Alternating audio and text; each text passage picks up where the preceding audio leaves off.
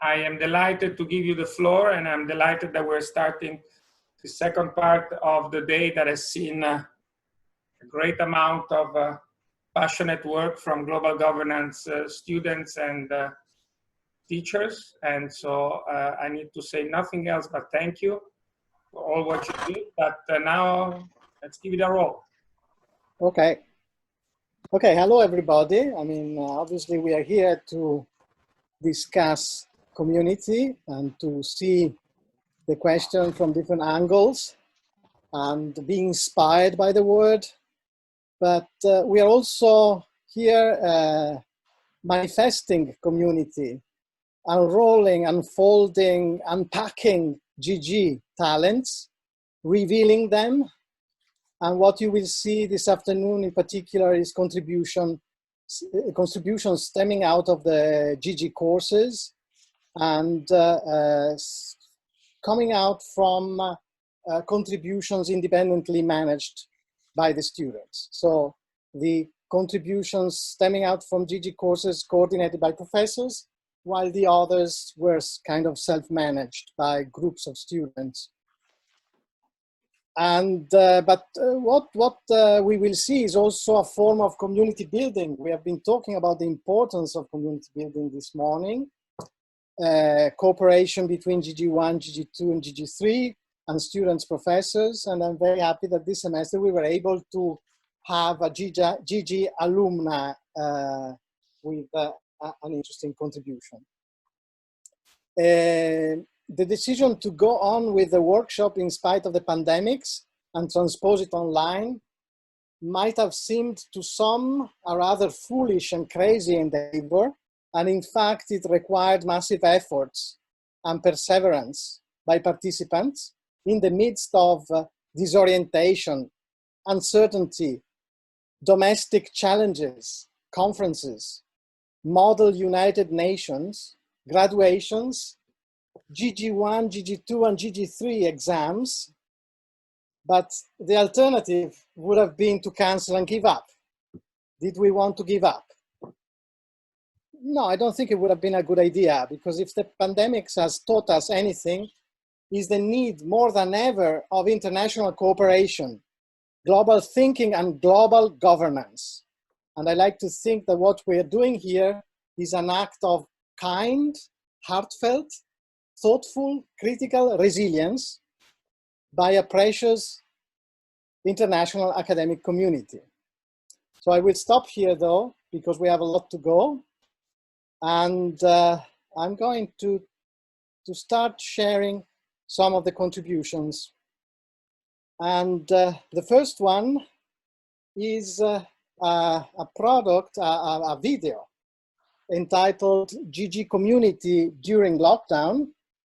And the director, the regisseur, was Clémence Maquet.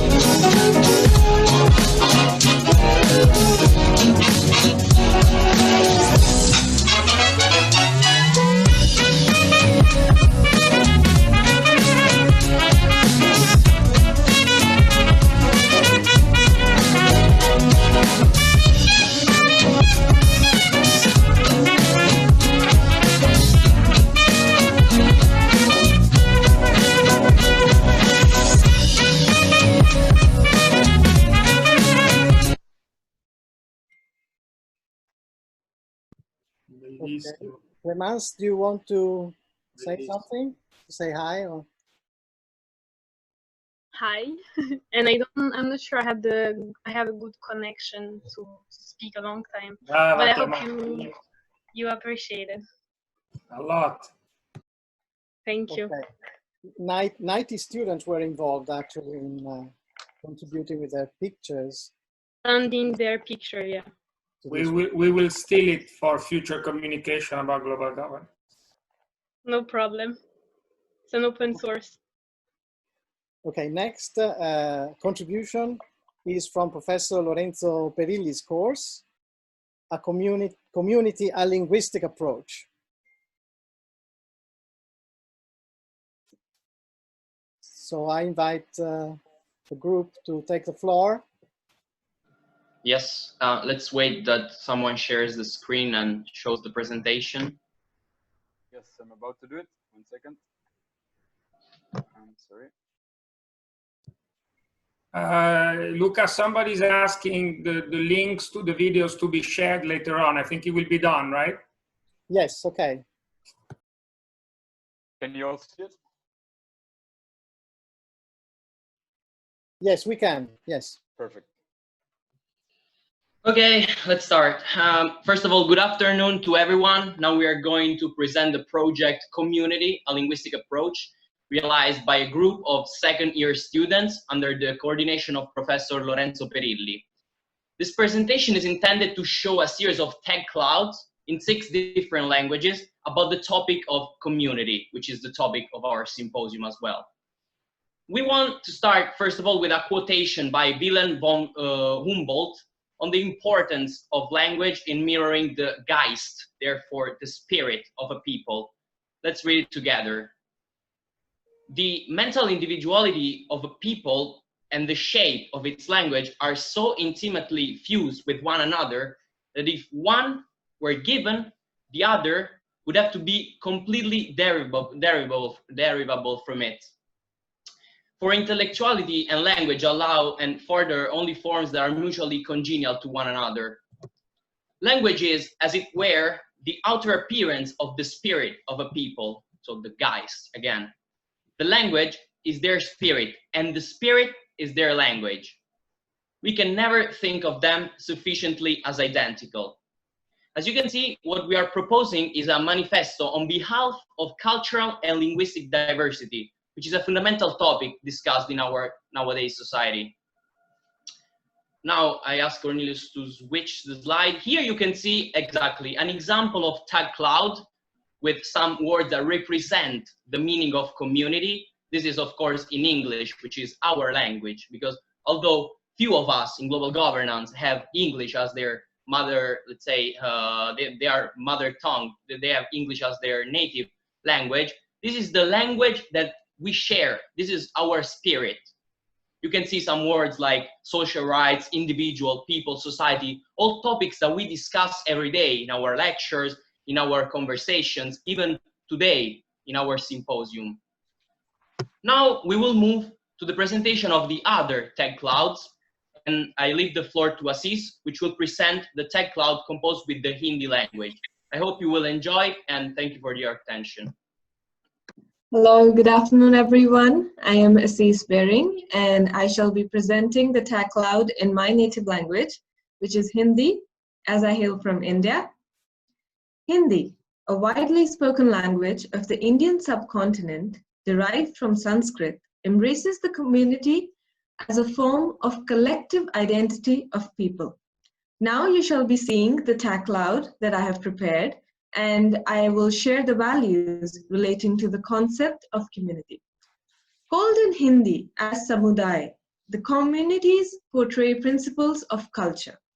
As the great diversity of various cultures in India hold an ancient history of tradition and act as one of the influential elements for shaping the societies. Hereby, ethics and religion, known as Adarsh and Dharma, are also vital values acting as standards of community formation. Can we please go to the next slide? Thank you. The ideas of wellness and welfare are the driving forces, and united by norms, the concept of community for most of the Indians is a sect that can be held together by sharing responsibilities and respecting each other. The importance of language, or bhasha as we call in Hindi, is also emphasized, as the different communities identify themselves with various languages or dialects. Despite the great diversity across the entire nation, the basic pattern of communities remains similar, as they focus on virtues of unity, charity, and development. Thank you, and now we will have the German tag loud. So, good afternoon, everyone. I'm Francesca from the second year of Global Governance. And as you can see here, we will see in a while a German tag cloud. Of course, German is not my mother tongue, but I have tried to, with the help, of course, of Cornelius, to explore this amazing language. So it was quite hard because the word community finds multiple translations in the German language. The duality of the word leads to a physical and a spiritual interpretation of the concept. The most common would be the translation of Gemeinde, which is the official legal term for a municipality. But the broader and the more comprehensive translation is the word Gemeinschaft, deriving from the word Gemein, meaning common, so together.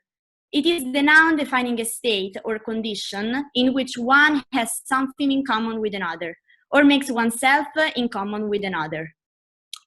People with any commonalities in property, goods, circumstances, or opinion can form a community, voluntarily or not. The word is used mostly for physical situations of people living or being together in mutual affinity or attachment. But more than this, we used in German, it goes beyond the physical realm, describing a particular feeling of people belonging to a group with mutual commonalities among members. So, good afternoon, everyone. I'm Tommaso, and I will explain some other meanings of community and some other expression for this word. We have Gemeinsamkeit, which is commonality, Miteinander, togetherness. Then we have Zusammengehörigkeit, which is the feeling of belonging together, Zusammenhalt, which is holding together, and then Gegenseitige Verbundenheit, which is mutual affinity, and Wirgefühl, which is a special word in German which describes a feeling of us. So on the spiritual side, the word community plays an important role in German Christian faith. The notion of Gemeinschaft der Gläubigen, translated in community of believers, is a very famous and common term in the Christian community, which is used vastly in prayers and in the German version of the Bible. Also, Gemeinschaft by love and seal, the community of soul and body, plays an important role in the Christian community and describes the connection of both parts through which one can knit into the other.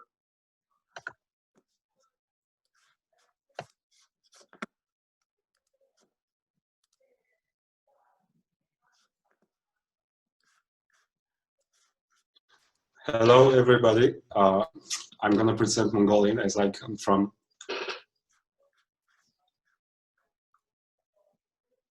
As I come from Mongolia, so I decided to choose Mongolian traditional script instead of modern Mongolian because it changed during the communist era because of the under the Soviet Union influence. So let me say a few words about how the concept of community is seen in Mongolian culture and language. When we look at the dictionary definition, we see that it resembles definitions found in Western dictionaries. That is because the concept was probably imported from abroad.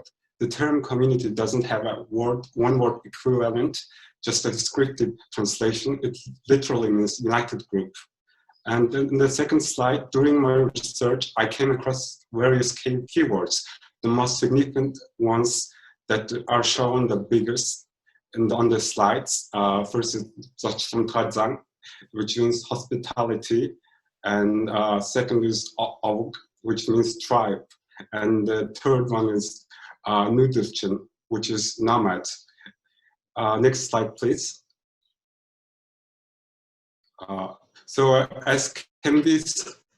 As can be seen in this slide from South Park, I hope you all know South Park, Mongolians are defined by a sense of community, especially when it comes to the communal meals, sharing a meat together. At the same time, because of the vast nature, people could easily move across the country thousands of kilometers. That is why, unlike some other Asian cultures, there is also a strong sense of individualism and exploration. This allows them to absorb new culture and traditions from another community easily everywhere. And now I give the floor to Russian. Thank you.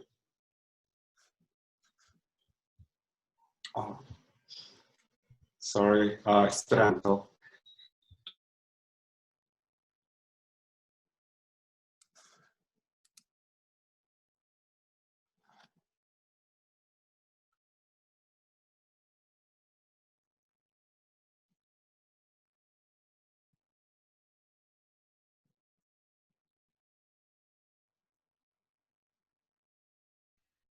Is there a technical problem? Michele? Wait, I wasn't sorry. presented. I am sorry, I was muted. Okay. Don't worry. Go, Luca. Okay, so I was saying which language could better represent the concept of community than a language that has been created to represent the community itself.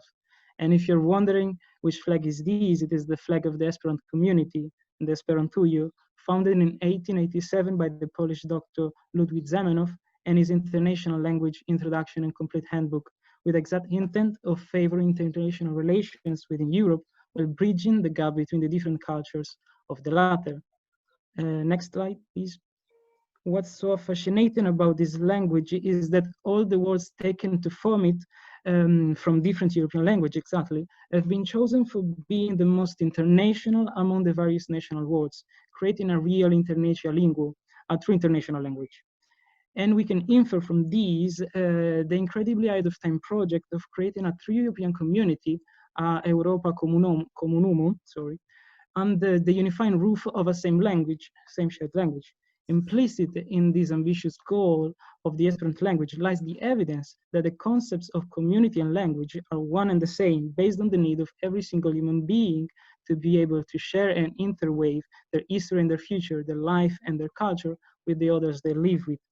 Being now the most popular artificial language worldwide, belonging to no one and everyone at the same time, the Esperanto is able to promote these universal values, communal values of fraternity, culture, solidarity, and peace, as we can also see in these slides. Substantially, the lesson we should all learn from this incredible language to stay within the theme of community is exactly to build a world in which differences among people, starting from the most obvious in linguistic terms, are seen as a resource and not as a factor of division. If we succeed in that, we could finally say that we have achieved in creating a true familial circle, a rondo familia, so to say it in Esperanto. And thank you, and now I'll leave the floor to Russian.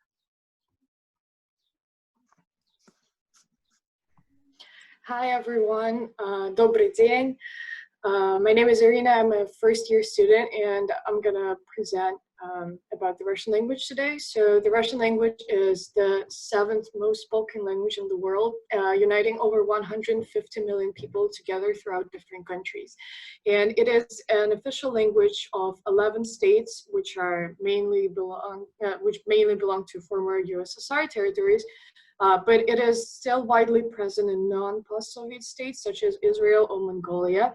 And additionally, Russian is one of the 6 official languages of the United Nations, which highlights its importance to the international community.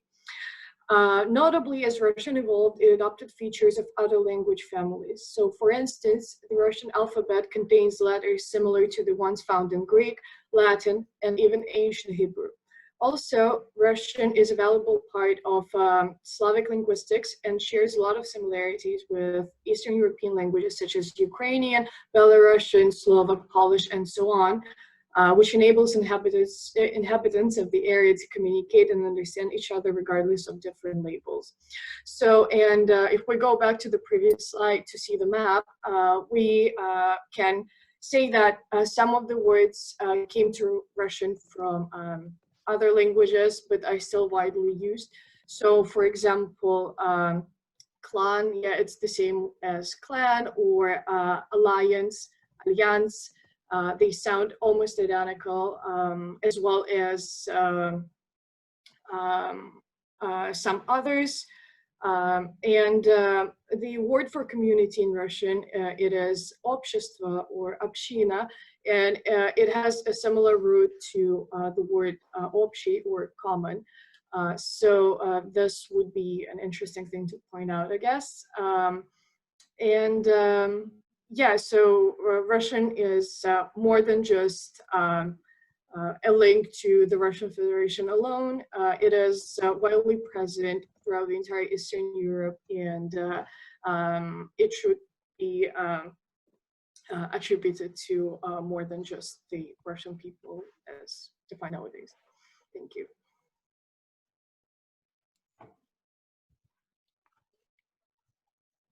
Okay, so hi. Last but not least, I'm going to be presenting the word community in the Persian language. My name is Mehnaz, and Farsi is my mother tongue. Can we go to the next slide, please? So as one of the most ancient languages, Persian has had a crucial importance in connecting communities, not only in Iran, but also Afghanistan, Tajikistan, and Uzbekistan, which they also have their own dialects of Farsi. And most importantly, also separating these countries from Arab world and world of Islam, because being in the Middle East but not being part of the Arab world is a hard and crucial importance, which Persian language made it possible to have this community and culture and traditions together. The peculiarity of the Persian language is that it includes many shades of significance concerning the word community. If we can go to the next slide. The main one is ijtema, which has an Arabic root, and it means a group of people gathering together based on mutual goals, interests, language, traditions, etc. A very general meaning of the word. And this is the most widespread word for community and can be used in many, many different forms. The other one is hamsayegi, which has a Persian root, and it has a close meaning to the Italian word comune, which means like a group of people just associated together by the fact that they live in the same neighborhood or their residence in the same locality, not based on any background or any common interest or something, just because the fact they live in the same place. And the last one is anjoman, which also has a Persian root, and this one is more a political meaning, because especially during the last years, the government Iran is not very dependable, so people tend to rely more on human communities other than governmental one to achieve their social or political aims. And this one has a more sense of belonging and togetherness, and it is used in that way. Now we can go back to Michelelia to close off the session, and thank you for your attention.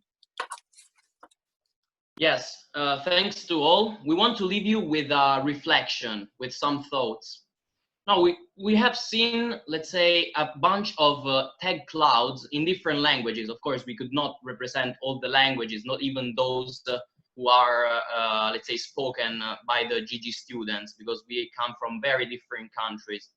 However, we want you to think, to reflect about a hypothetical tag cloud that you can maybe imagine right now or when you have time, made of the words or like slogans or something that kept your community, whether national or local, united during this COVID pandemic. And it's still maybe keeping it united since the crisis, unfortunately, is not over.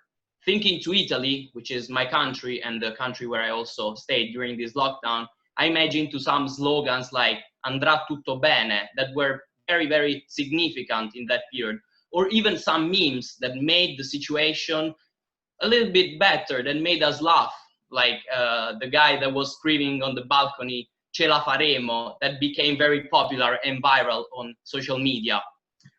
For the rest, we hope you enjoyed this presentation. Thanks to everyone, to all the GG2 students that participated to that. A special thanks to Arina that helped us in a moment in which we had some technical problems, and when we asked for her help, showed availability. And thanks also to you for your attention. We hope you enjoyed it. Thank you again. Okay, thank you. Thank you. Does Professor Perilli wants to say hi, or? Thanks, sorry, also to Professor Perilli, which coordinated everything and from which the original idea came up. So thank you. Thank God you already passed the exam, Michele. Seems Lorenzo is online, but oh, here it is. Okay. Yes, I'm here, Luca. Thank you. No, I just want to thank all the students for their involvement in this small project, which is a small project facing a huge problem, which is the problem of globalization of cultures. I mean, namely, globalization can also mean standardization and control of cultures by means of language, of this kind of universal language, which is now becoming English.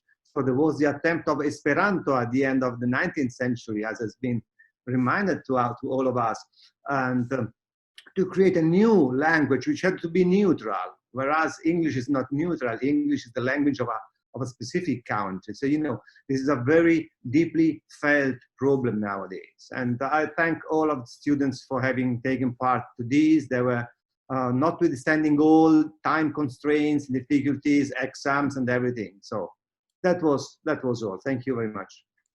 Thanks to you, Lorenzo. I would like to remind you that Professor Perilli teaches European thought and global justice. And now we are already into the new beginning, the first frame of the next contribution, which we are going to see, and that's the video Food Stories, the Power of Food in Building Communities, coordinated by Arman Mulic. I might check, I want to check whether, sorry, I want to check whether everything is optimized. Yes, okay, because I hope it will be best quality, okay.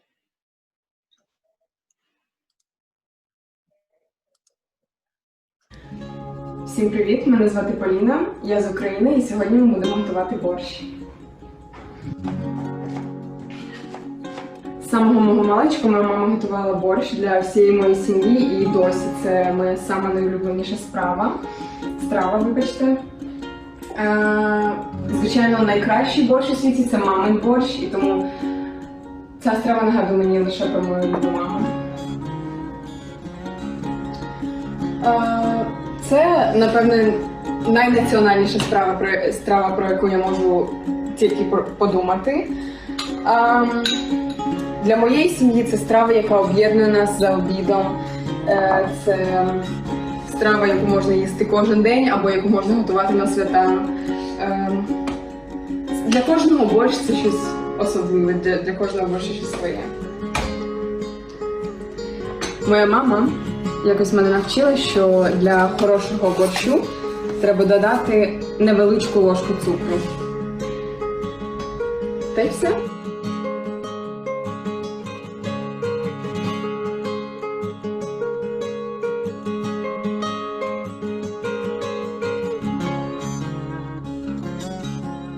Merhaba, benim adım Can. Bugün sizlerle menemen yapacağız. Bu yemeği, bu kahvaltıyı yapmayı anneannemden öğrendim. Kendisi bunu çok güzel yapardı. Ondan öğrendiklerimle öğrencilik hayatımda yalnız yaşarken kendi tecrübelerimle bir şeyler kattım içine ve yepyeni bir, bütün ailemin de çok sevdiği bir tarif haline geldi. Ve şimdi ben de sizlere bu tarifi göstereceğim. Önce tenceremi açtım altını. Birazcık zeytinyağı koyuyorum. Bunun gizli materyali sadece sevgiden ibaret. Şimdi 2 ayrı soğanımı ısınmış olan zeytinyağı ekliyorum. Bütün arkadaşlarım bunu yemek için benim önüme gelirler. Bu da bizlerin bir şekilde zaman bulamadığımız dönemlerde de olsa birleşip beraber olup zaman geçirmemize, birbirimizi yakalamamıza yardımcı olan bir sebep yani, öyle söyleyeyim.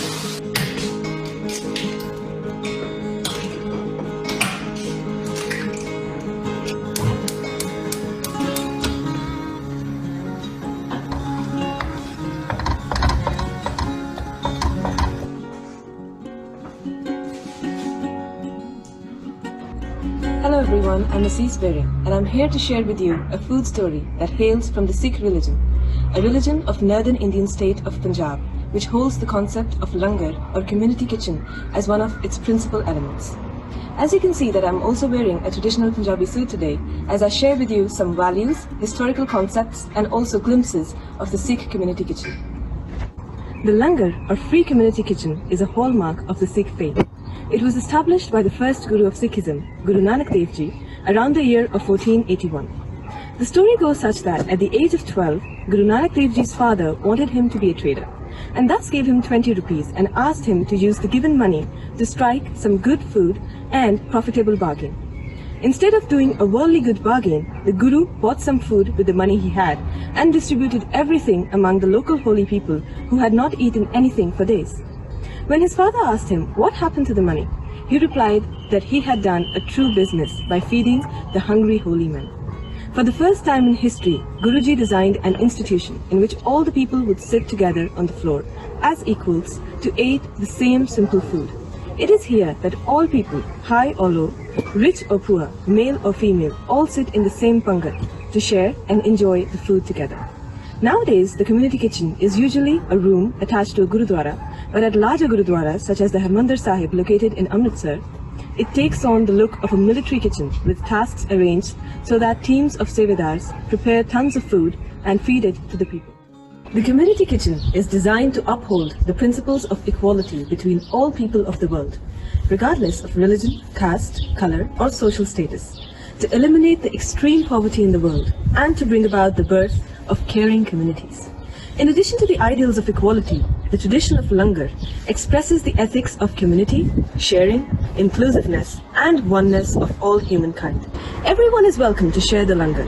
No one is turned away. The food is normally served twice a day, every day of the year. Each week, a family or several families volunteer to provide and prepare the langar. Specially arranged langars on such occasions are probably the most largely arranged community meals around the world. There might be 100,000 people partaking food at a single meal. Wherever Sikhs are, they have established their langars. In their prayers, the Sikhs seek from the Almighty the favor. May the iron pots of langar ever be warm and ever in service. Zdravo svima! Moje ime je Arman I dolazim iz Bosne I Hercegovine. Ono jelo koje ću danas spremati za Food Stories je bosanski burek. I jako je poznato jelo, pogotovo tamo odakle ja dolazim, to je Sarajevo. Burek je nešto što me definitivno potiče na moju narodu. Zato što svaki Bajram, to jest praznik koji mi imamo, bismo se mi svi zajedno okupili I nekako bismo zajedno podijelili burek, koji inače dođe u ogromnim tepsijama, tako da se sva djeca okupe I generalno porodica. Ono što je baš specifično je to da svaki Sarajevija će vam reći da njegov nana pravi najbolji burek. Kad jedemo zajedno uvijek je to, svaki zaloga je praćen sa nekom šalom, nekim vidom dijeljenja životnih priča I to je ono što mi se nekako najviše dopada vezano za to da čini svaki obrok puno vrijedniji.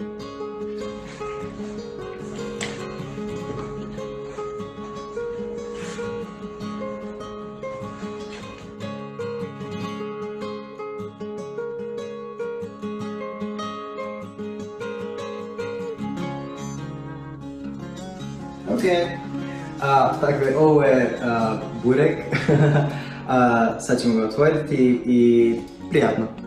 Salve, sono Giuliana, nata a Roma e vissuta da sempre a Roma.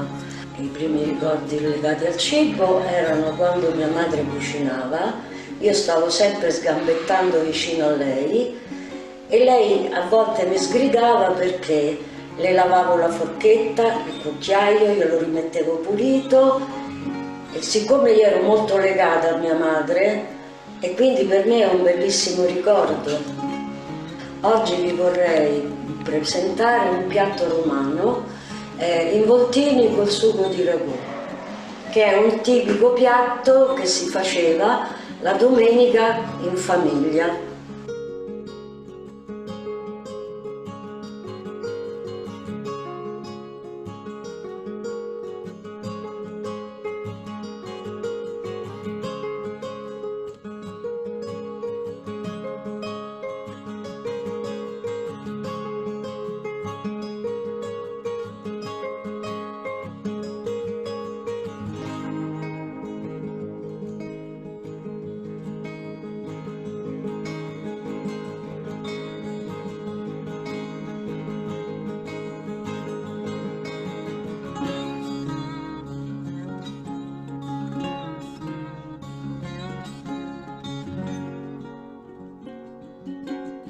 Guardando la mia mamma, che era un'ottima cuoca.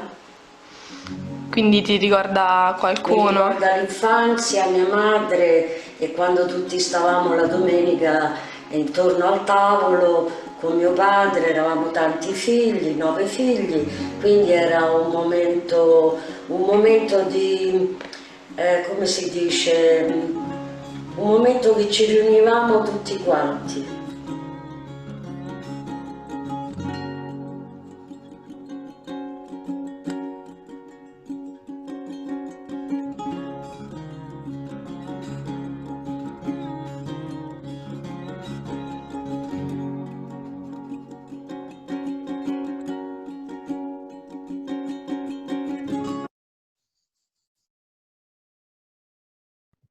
Stupendo.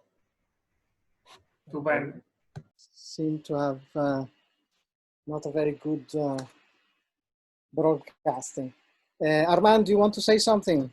Yeah, maybe a few words. I just wanted to also mention that the project involves another part, which is kind of what the people working, kind of what the GG community together wanted to create for the next GGs as well.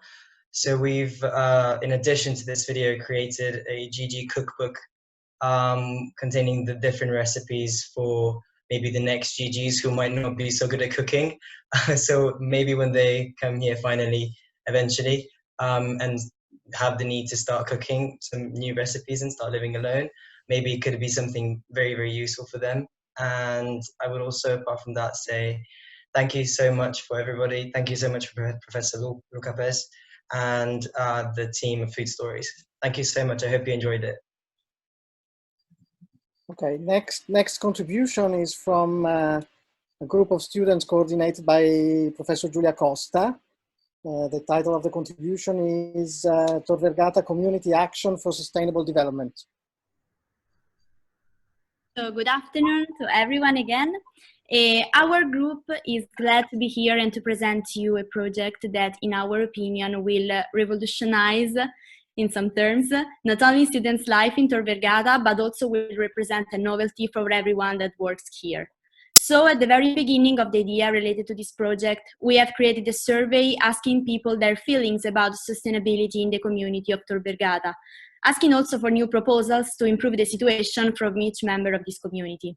So in the first part of our presentation, Tommaso will explore with you the results of the survey and the most common proposals that have come out from professors and students. In the second part, we will show you some brave students, and I thank you very much, them a lot, for their contribution, who have answered to some questions from the survey about their feeling of sustainability in Tor Vergata, so ways to improve social inclusion, governance, or transparency.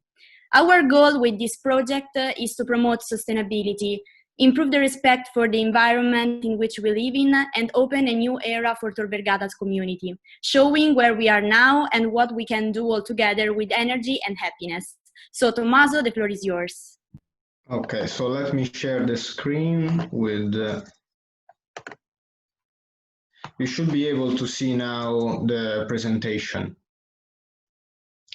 So, the Tor Vergata and Sustainability, where do we stand and how can we improve, is the title of our project. So as Francesca said, in the last weeks we conducted a survey open to all Tor Vergata because we wanted to discover the opinions of people regarding sustainability, social inclusion and governance and transparency of our university, and some of their proposals, because their ideas are quite important and how can our community improve in the long run. So we had 3 questions, and each question had 1 section of proposals. So here is some data regarding our survey. We had 54 individuals in our data sample, and we can see that the majority of our population is represented in the age group between 18 and 22, which we assume are attending a BA course, and the majority are in global governance, either as students or professors.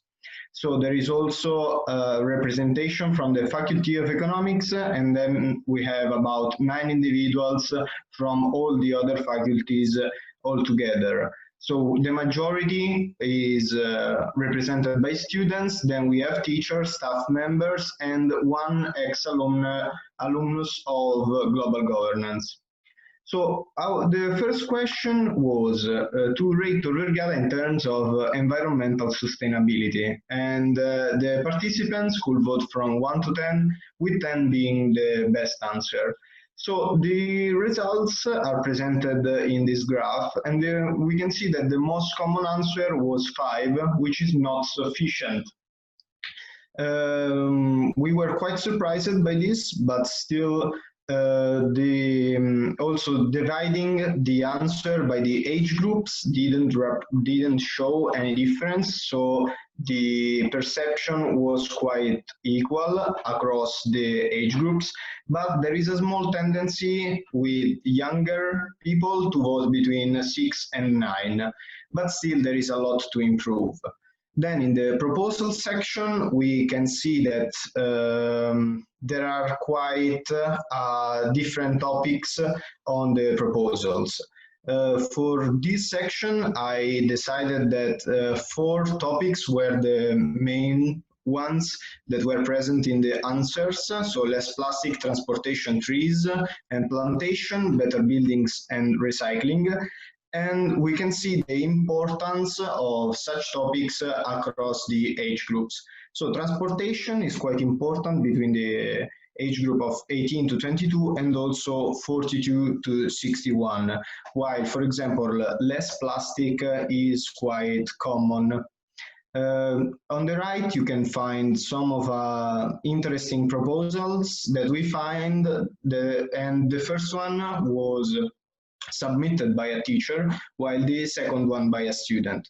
The first one proposes to create mobility and across the sea metro line and the campus with bike sharing systems, but also a better use of the green areas, while a student proposed to increase the number of trash bins outside the building of our university in order to prevent littering. The second question was to rate Tor Vergata in terms of social inclusion, and I think that our university scored a pretty high score with this question, with the most common answer of 8, and also we have the only 10 of our survey coming from an individual in the 23 to 26 years old age group. So I think that our university is doing pretty good in this category, and in the proposal section, we can see that the highest number of proposals regarded social gatherings and parties, mainly to increase the feeling of belonging to Tor Vergata, but also to let people know each other, to let all the students know each other. And also I wanted to include one proposal which was better preparedness for special needs students, because it is important to give access and ease access to higher education to even a larger number of people. This time, some of the most interesting proposals that we decided to show are those from a student and a staff member. The first one regards an issues of events, because often events from global governance or the Bachelor on Administration are often very publicized, while the ones in Italian courses are not, do not get that much attention beforehand. While by a staff member proposed more Erasmus dinners and welcome weeks in order to have better implementation of the Erasmus students in Tor Vergata. The last question was to rate Tor Vergata in terms of governance and transparency, and I think that our university is doing quite good also in this area. But as we can see from 8, the votes start declining quite fast, because I think that many people believe that our university is doing quite a good job, but still has some space to improve and be really considered excellent. In the proposals, we didn't have any proposal from the 23 to 26 age group, but mainly the proposal regarded better information from the central administration, and then we had 2 proposals to improve social media and the website that sometimes can be quite confusing to navigate. 2 of the most interesting proposals that we found from this time are by a professor and by a student. The first one is direct discussion between students, staff and professors to discuss themes of interest in which everyone can participate, while the last one is communication of initiatives of the university and the different research groups and faculties should be improved. Now, we are done with the presentation of our survey, and now we are going to show you a video made by Alice. Thank you.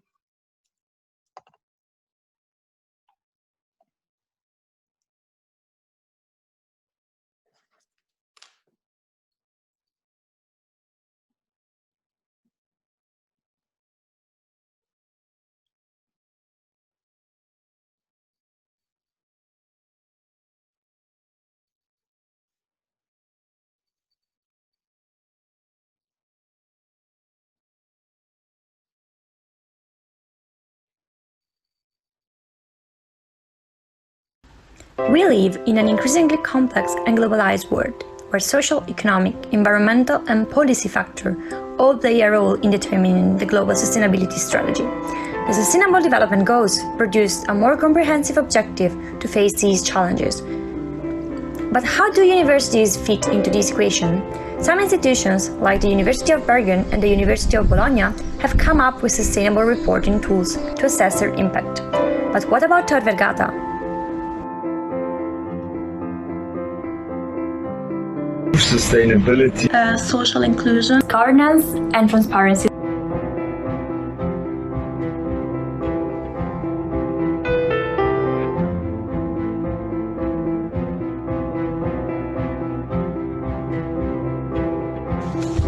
Last year I went to the Tor Vergata canteen for several times, and I noticed that a lot of plastics is used for the food delivery.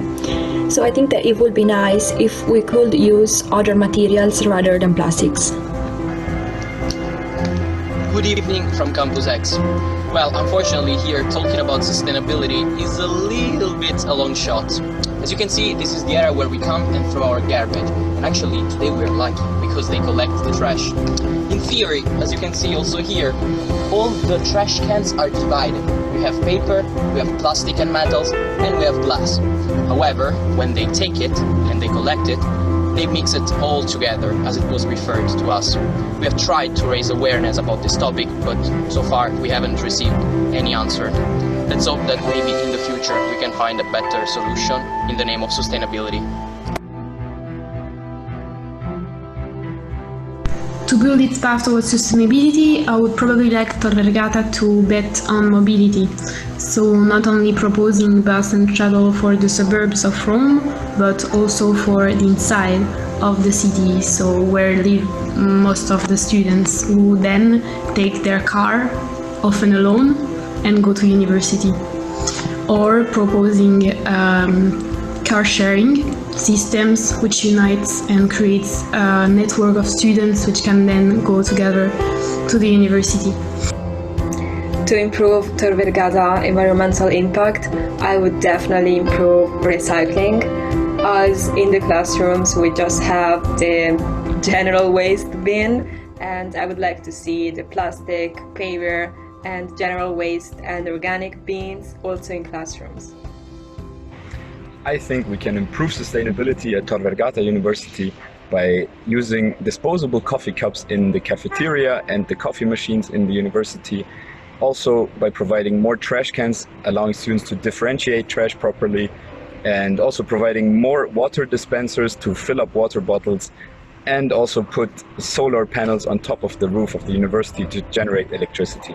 Hello everybody, my name is Arman, and I believe that the University of Rome Tor Vergata can be more environmentally friendly by firstly ensuring sustainable travel infrastructure by developing a travel plan that connects all of the university faculties, Campus X, closer community areas, and the city's transport network through an environmentally friendly zero-impact vehicle that could potentially even replace the current shuttle that we have. The second idea is about carrying out the food and drink services from our university menses and cafeterias in a way that we reduce the negative environmental impact by focusing on buying the seasonal, fresh and regional foods, and also delivering new cafe units where we would serve with sustainable zero-waste packaging.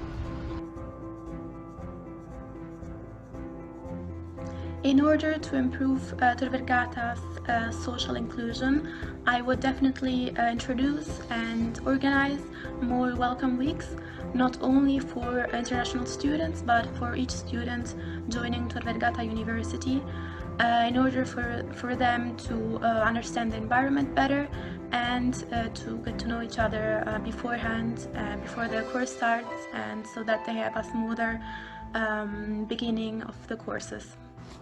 So I do believe that Tor Vergata should actually focus on group activities, or what students like to do the most, which is partying.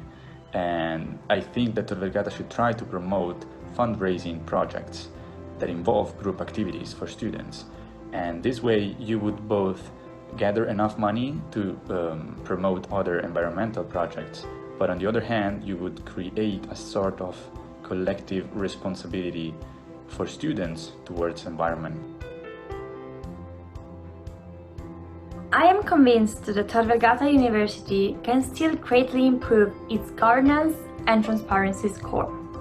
How to do that? First and foremost, create a volunteer translating and support system from Italian students to support the growing international community at Tor Vergata, and help them out with procedures such as ISE and permesso di soggiorno. And secondly, having more transparency in the communication of published calls, such as overseas, Erasmus, traineeship, or international credit mobility.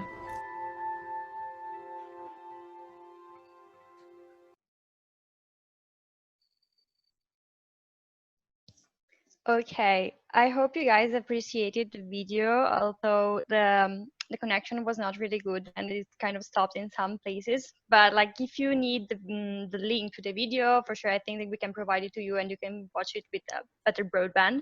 But let me have some short concluding remarks about this. So I think that we all can agree that universities and knowledge institutions have a critical role to play in the achievement of sustainable development goals. Education, research, innovation, and leadership will be essential in helping society to transform into pathways of sustainable development, both in environmental, social, and governance dimension, so ESG. This is why our community should push Tor Vergata to implement sustainability in its core operations. After getting the results, I do believe that a pragmatic approach is essential, and universities can use the following steps to start and deepen their engagement with the SDGs. First, mapping what we are already doing. Second, building internal capacity and ownership of the SDGs. Third, identifying priorities, opportunities, and gaps. Fourth, integrating, implementing, and embedding the Sustainable Development Goals within university strategies, policies, and plans. And fifth, monitoring, evaluating, and communicating their actions on the SDGs.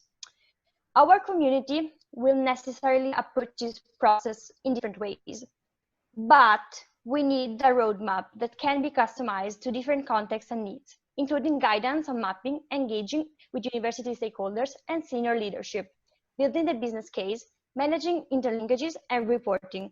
So given the size of this task of achieving the SDGs and the critical role of universities that have been supporting and delivering on them, there is an urgent need for the sector to accelerate the action. And the only key is for Tor Vergata to get started now.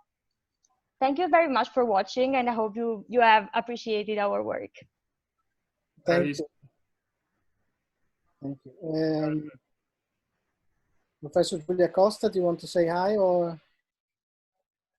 Hello to everybody, and I would like to thank the students very much for the really good job and effort they put in, but also thank all the students that answered our questionnaire and that also contributed with the video. So as you can see, we all have a lot to say on this, and we should say, all members of this community, and give our proposals, and we have a lot of interesting proposals. I would like to mention that we also engaged the sustainability office of our university, and they're aware of this project, and they would like to know the results and bring this further, maybe also in the sustainability, the festival on of the ASVIS that will be in September. So I think this is really nice, and we hope to move forward on this.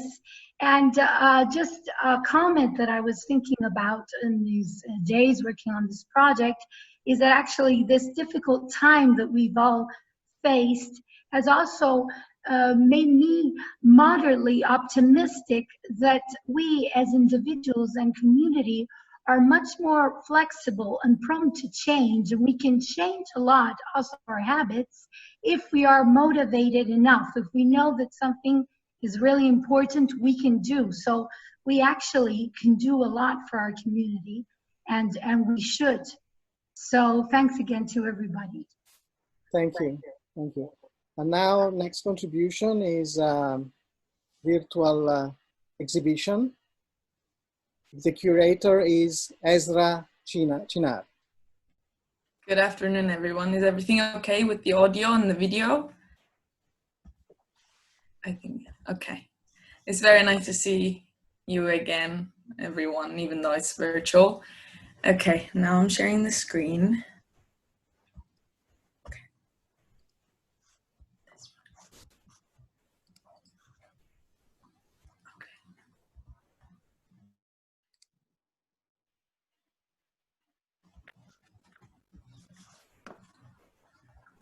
All right.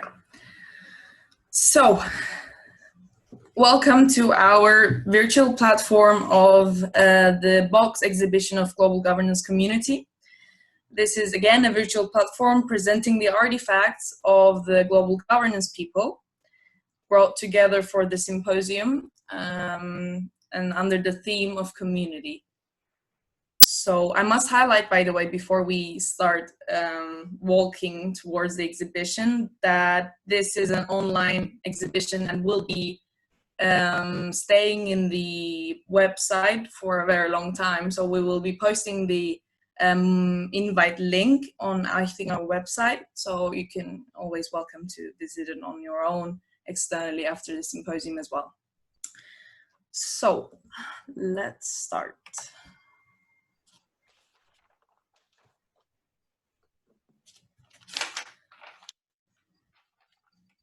So here we are starting off with a GD1's. Okay, this is not okay. GD1's piece. Sorry.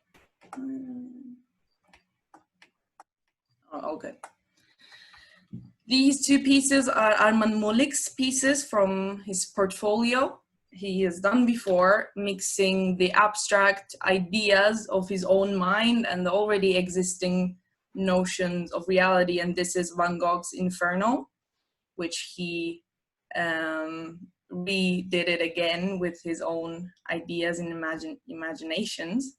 And then we're moving on to the second part of his portfolio. And this is a part of, again, his pieces of exhausted people and exhausted flowers. If I'm not wrong, Armand, please correct me. And now we're moving on to, you've probably seen this before when Clemence was sharing the GG community during lockdown. And I wanted to put this here as well, as since this represents us and the whole idea behind this symposium. And now we're moving on to a little teaser picture from my second project for the symposium, which is the community memory in Cyprus. We worked with a Cypriot band, since I'm in Cyprus right now, for the second project, and they invited us into their studios for the recordings of the, their song. So this is from that part as well, which you will be seeing soon in 20 or 30 minutes, I guess. And this is an abstract piece from a GG2 student, Mernaz Aragi. You've probably seen her before as well. She had a contribution in the symposium. And it's quite peculiar, I guess, and I like that we have many diverse pieces here, including both surreal and abstract pieces, as well as mostly photography. So this also kind of represents how different we are, and even though we are just making a whole bunch of colors, okay, I don't know. And now we have started off with Maria's series of photography. These are all pictures from different places all over the world. Thanks to her, we can take a blink of an eye of different communities, maybe a little more micro version of every single community and their differences. So this is from Budapest, Hungary in April 2017. Okay, moving on.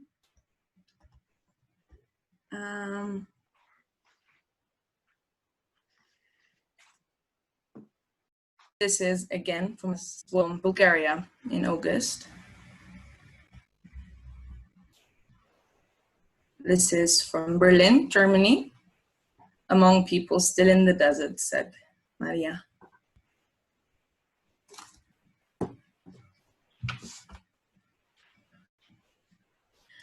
So, well, personally, this is my favorite picture in the in Maria's series, because I think it quite represents what the well, this is from Berlin, Germany, and I also put this as the cover picture of this exhibition, since it represents it's quite emotional, and I think it's very beautiful one in the whole series of her, even though all of them are very valuable ones. And this is from Bulgaria again.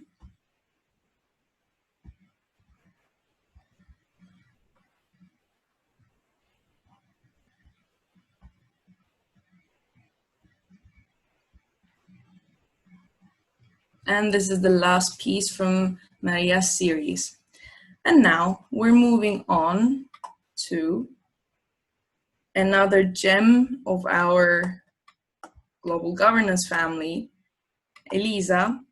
She's an active artist, by the way, and she organizes exhibitions every month. Well, at least I think before the pandemic she was.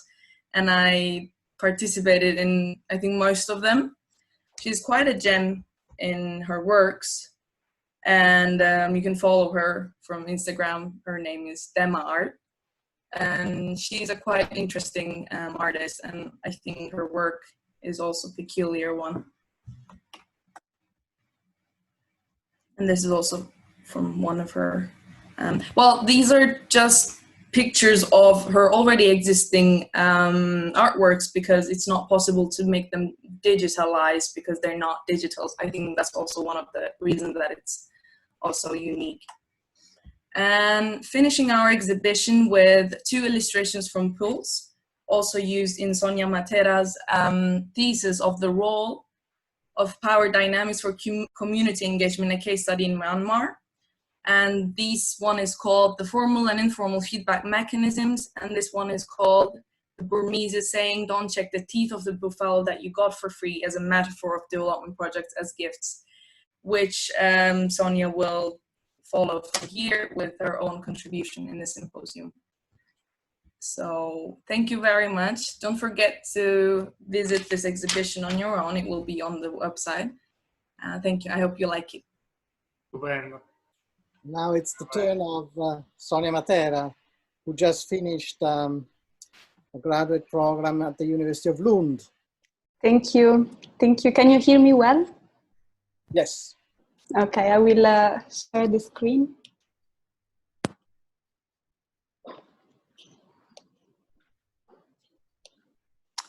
Okay, so first a few words on how I got here to this point. So I was a global governance student and I'm now part of the Alumni Association. During my years at global governance, I had a particular interest for disaster risk management, and that's why I decided to participate to the Master of Science in Disaster Risk Management and Climate Change Adaptation at Lund University. And that's where I had the opportunity to work for the Swedish Red Cross and start this research in Myanmar that I will briefly explain to you today. The research question, I try to explore international organizations' understanding of many concepts that are used every day, among which the concept of community. And in order to do so, I conducted a field study for 20 days and conducted interviews with volunteers and staff working for the Red Cross and other NGOs in the country. So why Myanmar? Well, first of all, for the beautiful temples and landscapes, but also for the country history. So Myanmar was under what the World Bank described as a brutal repression of dissent and public debate. The country was under a military dictatorship for decades that, in a sense, drastically influenced the communities living in the country and our perception of these communities. So freedom of expression is something that the population, Burmese population, is still fighting for and not to give for granted. Among the research findings, the one that most interested me is that international organizations and communities still fail to understand and trust each other. And this was showcased by a quote by one of the interviewees that said, sometimes when we visit the villages, communities wonders, are you from another planet? We are still like that. So this was very surprising for me.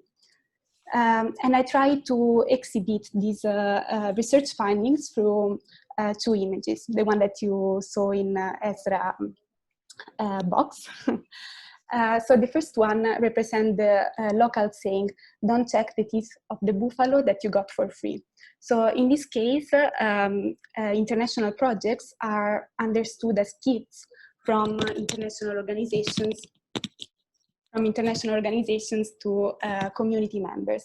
And in Burmese culture, but also in Italian culture, if something is gifted to you, then it's considered extremely rude to critique or say something about that.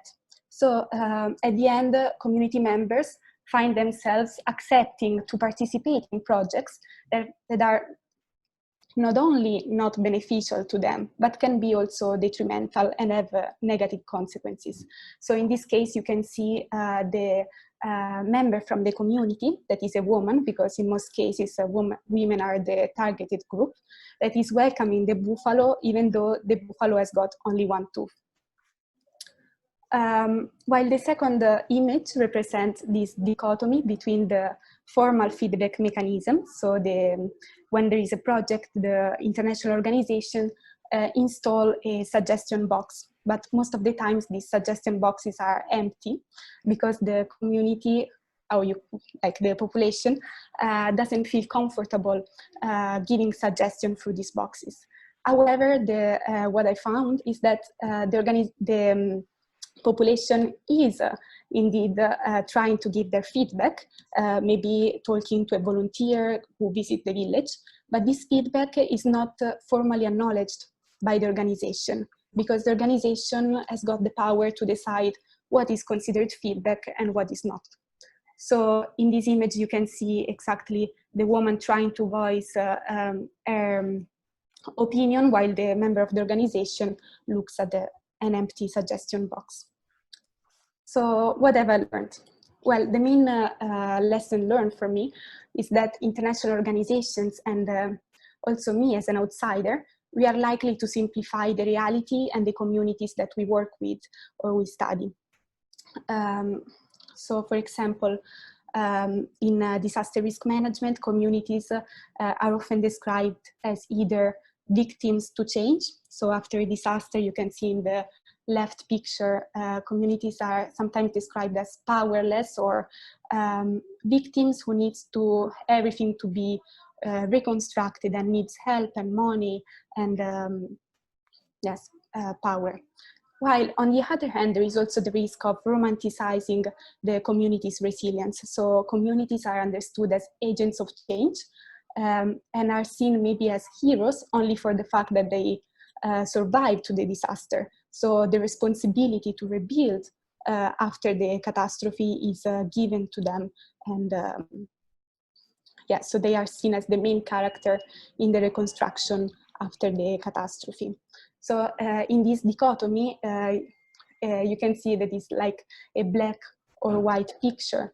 While in my experience in Myanmar, I understood that communities are a complex entity and needs to be represented in with all their shades of color.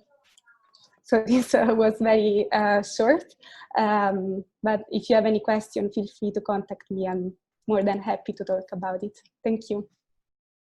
Thank you very much, Sonia. Thanks. I will stop.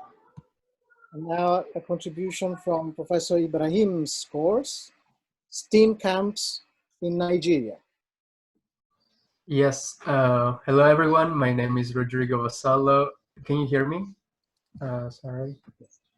Yeah, I'm a digital student, and together with my other colleagues, Cornelius Balle, Masa Awad, Sadine Cardan, and Simon Milbauer, and of course, Professor Hawa Ibrahim, I spent a month last year during the summer in Nigeria, and we had a wonderful time doing a lot of things. It was truly hectic but beautiful. What we did during our time there was to set up and carry on with a STEAM camp.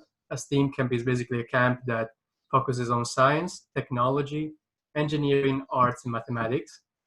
And its aim was really to bring closer to the local population of children in the three villages we met, the three places we went to, closer to the field of STEAM. So what we did was basically having like a really hands-on experience for them that we tried to create and work with science, technology, art, and engineering, and all of that. We went through to three different places. The first one was Gombe. Then we had Bauchi and Hina. Hina was the village where Professor Ibrahim was brought up, and it was a truly beautiful experience to be in the place where she really lived initially.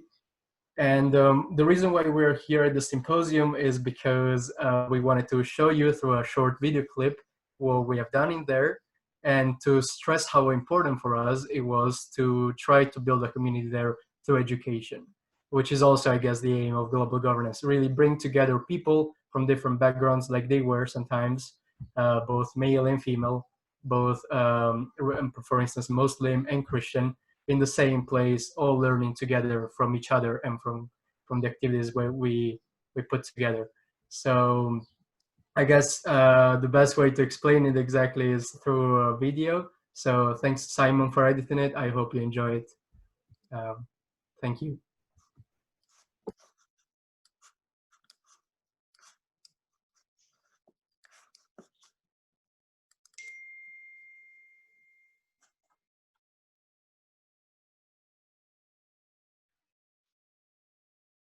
I'm no longer co-host, sorry. Andrea.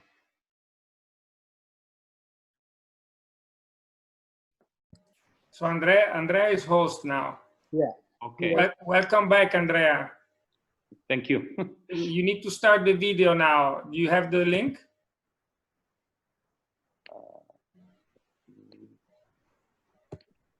Okay, Luca, you can. Oh, I do. Okay. No, I think it's a good idea if Andrea does it. Okay. Andrea, do you have the link? Probably, yeah. Okay, Luca, send me the link. Send me the link. You should have the document. I'm sending it, Andrea. I'm sending it. Wait. I think it's this one. Did you get it? Yeah. Just 1 second.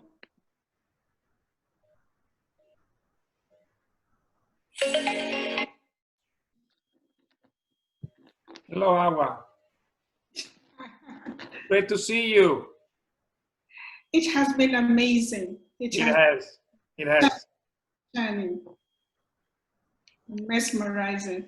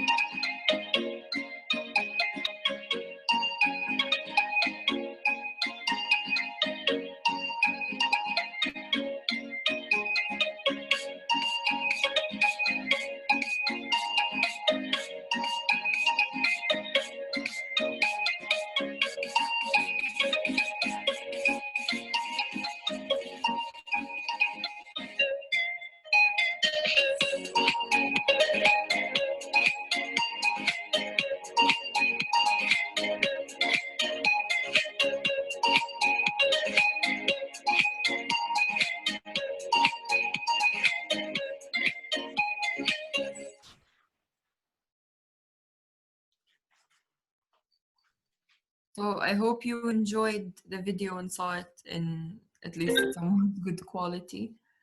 I would like to talk about how we were more and more included into the community in Nigeria, which could be seen in, let's say, like a micro community, where we got to be a part of communities of the camps and the schools with the teachers and the students and the organizers and everybody.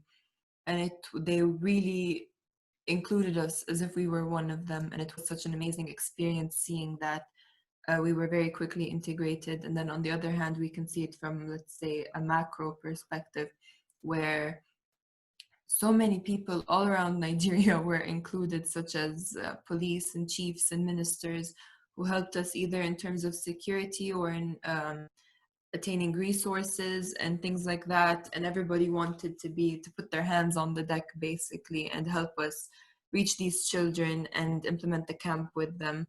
Lastly, I would like to talk about how it happened to be that while we were in Nigeria, the Muslim holiday Eid al-Adha, or like the big Eid, happened, and we were very much included in the celebration, which was enormous. I hope you got to see it properly. There's this big parade with a lot of horses and a lot of people and music and dancing, and they really included us as if we were one of them, and it was such an honor. Of course, none of this would have been possible without our professor, Hawa Ibrahim, who took us there and led the way, and it was fantastic. If Professor Hawa would like to say a few words, or we can move on to some questions as well. Professor Ibrahim. Thank you, Sabine. And I was hoping that if Masa can say a few words if she's online, and then just less than a minute. And if we can have Cornelius to do that, and Simon, and then I'll run it up in about a minute. Is it okay? Masa, are you there? Yes, Professor. Hello, great seeing you again. I will try to limit it into very few words because we have to be respectful of the time slot. It was definitely an experience of its own. It brings back now so much memories that we have seen the videos. But I think what most beautifully highlight this experience of ours is that the fact that we might have actually injected the first, let's say the first step of change into these communities, and we have injected a little bit of hope. You know, these people, it's not that they don't have the potential, it's just that they need some people who would highlight the potential in them and you know, motivate them to get it out of them. And I think we have made the first step into that, and I'm extremely proud to be a part of these pioneers, as Professor Hawa calls us, of this project. And yeah, now I yield the floor to my other colleagues to add some few words. Is Cornelius there? I'm here. Am I understandable? Yeah. Oh, perfect. Okay. Well, yeah, there's, I think the pictures and videos speak more than we can ever describe, but it was just wonderful to be there all this time, and in the name of community, which we're celebrating here.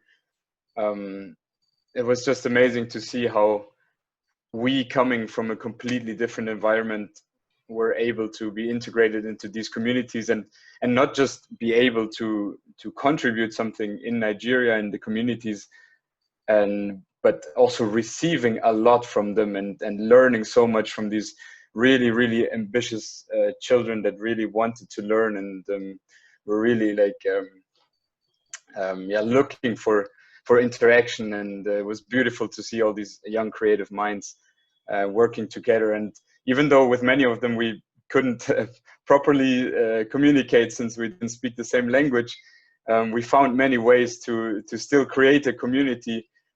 As we saw before, language is really important, but science itself, or the STEAM language itself, spoke words.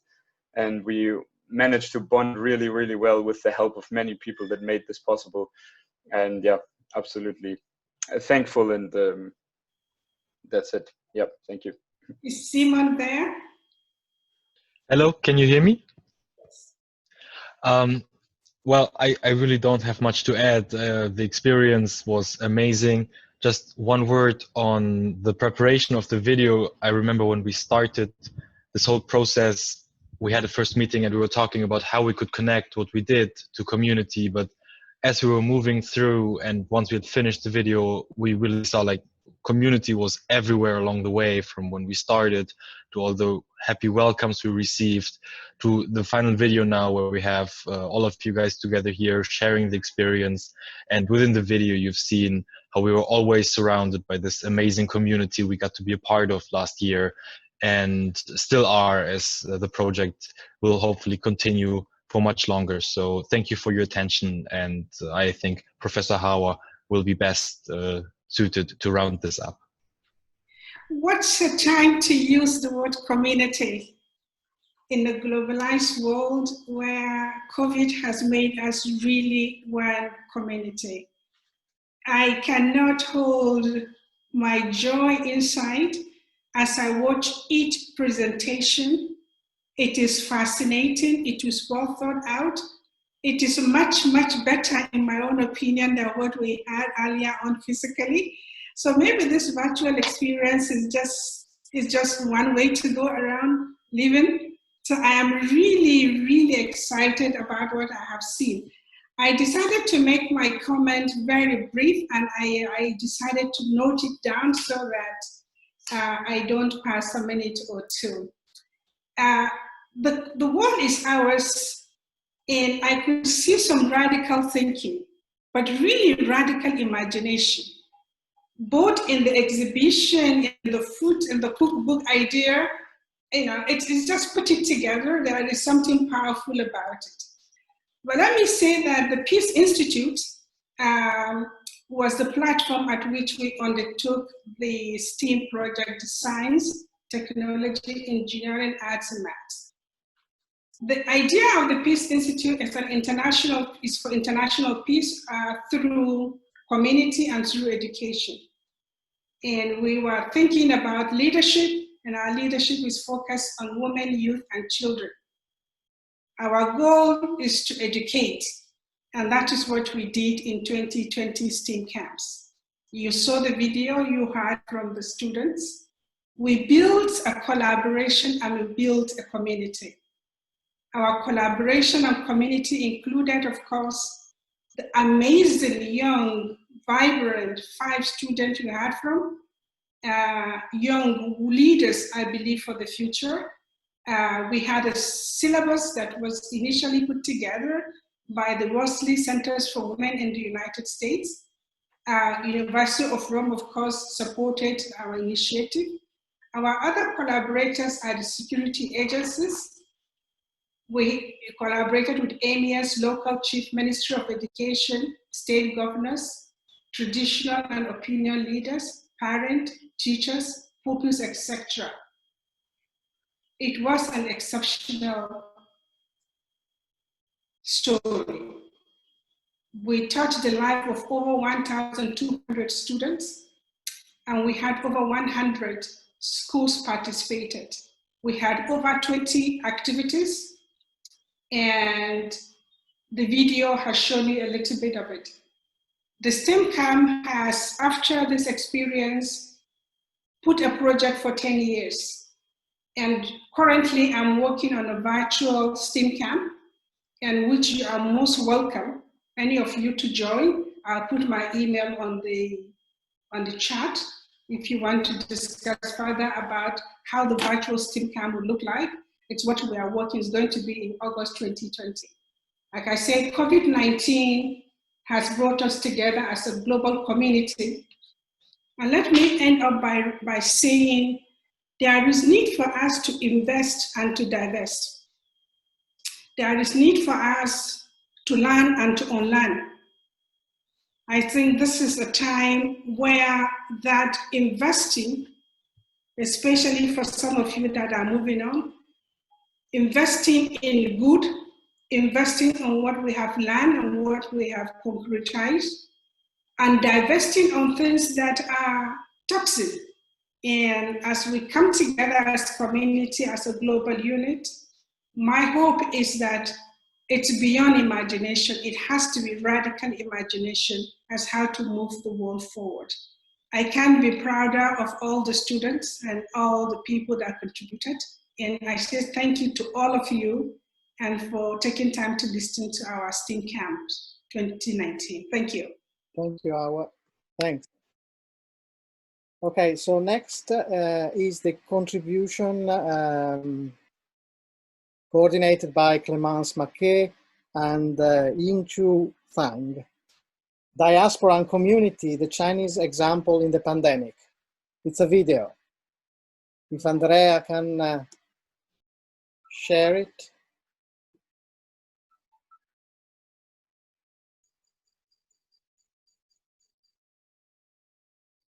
Okay. Okay, here it is. It's a video which has involved a lot of research and interviews.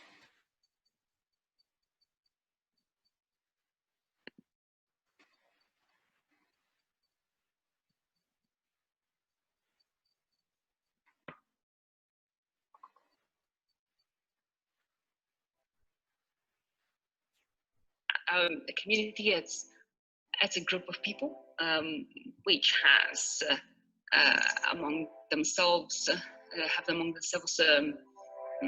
some traits that make themselves feeling related, feeling connected. We can talk about ethnic communities when people have relations to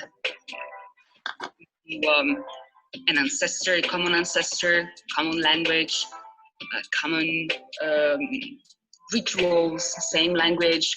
When they do share their origins, we can talk about religious communities when they share their religion. When we talk about political community, we can talk about migrant community, diaspora community. All in China, and I grew up there. I still miss it a lot, and it has been 2 years since I went back to China last time. It's long time ago. In my opinion, I consider like land country China very historical and cultural, rich of culture country. And, also, I feel like I'm very lucky to born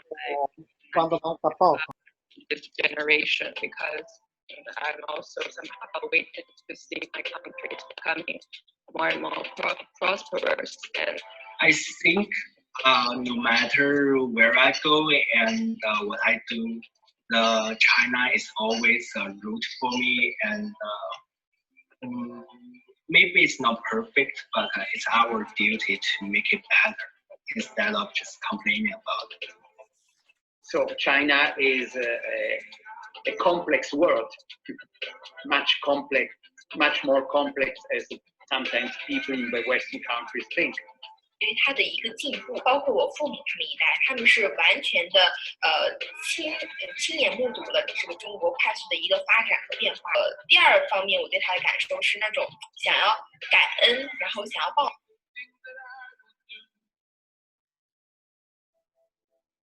一开始的时候，可能我们并没有得到官方的特别确定的患者人数的数字。那我们主要是通过我们一些社交的平台，比如说微信呀、抖音呀，或者一些新闻客户端，首先对这个病毒本身是有一定了解的。然后在初期之后呢，官方会给我们发布很多非常确切的数字，比如说每天什么样的地区有多少确诊人数，并且他们的这种病毒来源是什么，主要还是新闻、网络上看到的、电视上看到的。那肯定一开始呢是真的没当回事儿，然后也不会造成全国范围内的大规模感染。触到这个信息呢，是有一些个别的私人渠道，比如说微信公众号啊、微博啊。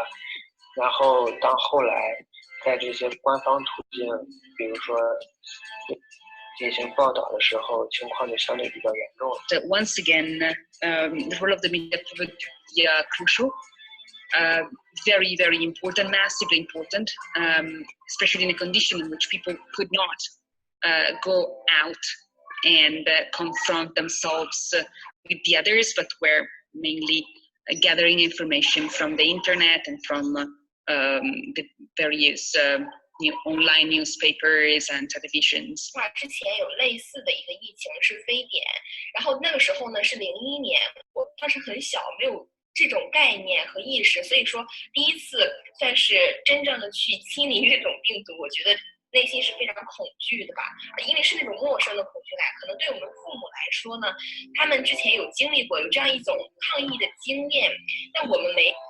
Like it was like SARS like 10 years ago, and first time to me, like it was something that's not that serious in Canada because like we don't even have cases in North America. So the quarantine here is not that strict compared with self-quarantine in China, because I heard that in China when you go inside your local community, you have to show some kinds of pass to get in. However, in Canada, in Toronto, like there's no authority to supervise you to do certain things. You can just go out and 一系列积极有效的措施，以目前的结果看来，基本是稳定了疫情的发展。中华民族这个群体，展现出了一定的素质，以及一定的协作能力，以及一定的好在有一点就是说，我们在这种社交平台上，比如说抖音啊，或者是国内的一些社交网站上，其实能感受到大家是一种互相鼓励。中国在中国就是有许许多多这样的社区，就是因为这些社区服务者就是他们辛勤的工作和劳动，牺牲自己的时间，甚至不顾自己的身体健康状况，去为大家奉献，才能够换来这么可以说相对短的时间内疫情的一个相对控制。Very beginning, the message is a mess because people don't know what that is, and well, people are getting affected, and people literally crying for help on social platform, and the rumors and are everywhere, and some informations are controversial. They are against each other, so sometimes you don't know what is true, like numbers, and what you need to do to prevent the virus from spreading. It's not pretty clear from the very beginning. The problem is that in the beginning of these epidemics, we had very little facts because this disease was a new disease and we did not know much.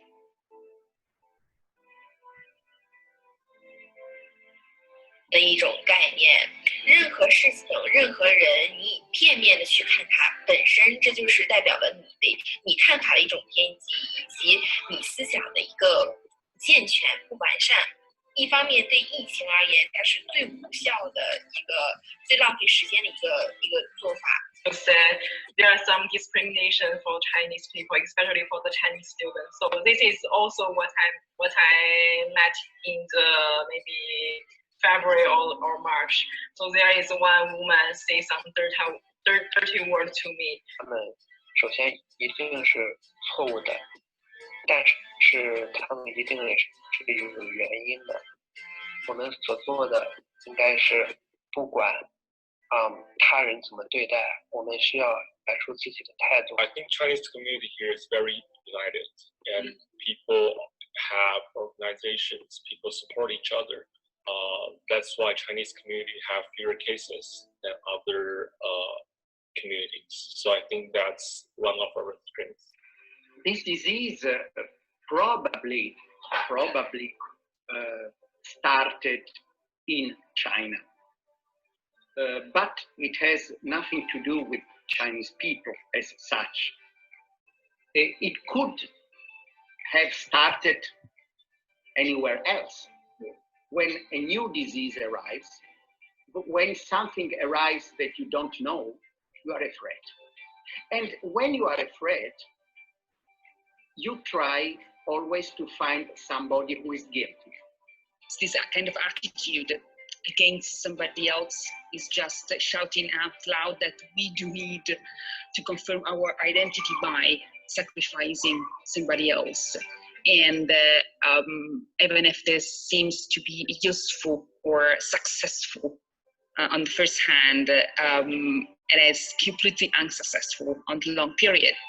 Started in that case in China, a lot of countries thought this is not our problem. It's their problem. We live in another world than them. This is a matter of governance that was lacking because there was a lack of a global mind. We lack a globalized mindset, as you said. And the consequence of that is that we lack a globalized governance.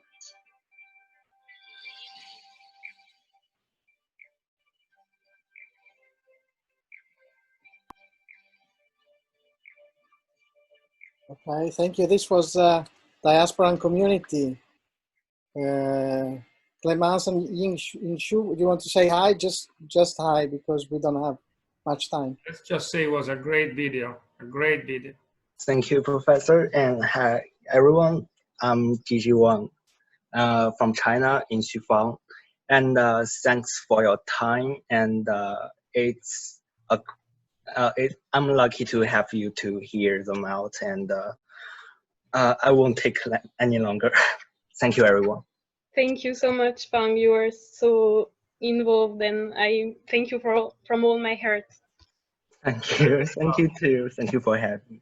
Very good job, guys. Very good job. Okay, next contribution is from Professor Lorenzo Pecchi's group and class, and it's a video, Writing a Common History Between People.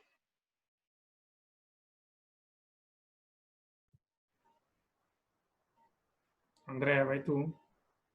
Sì.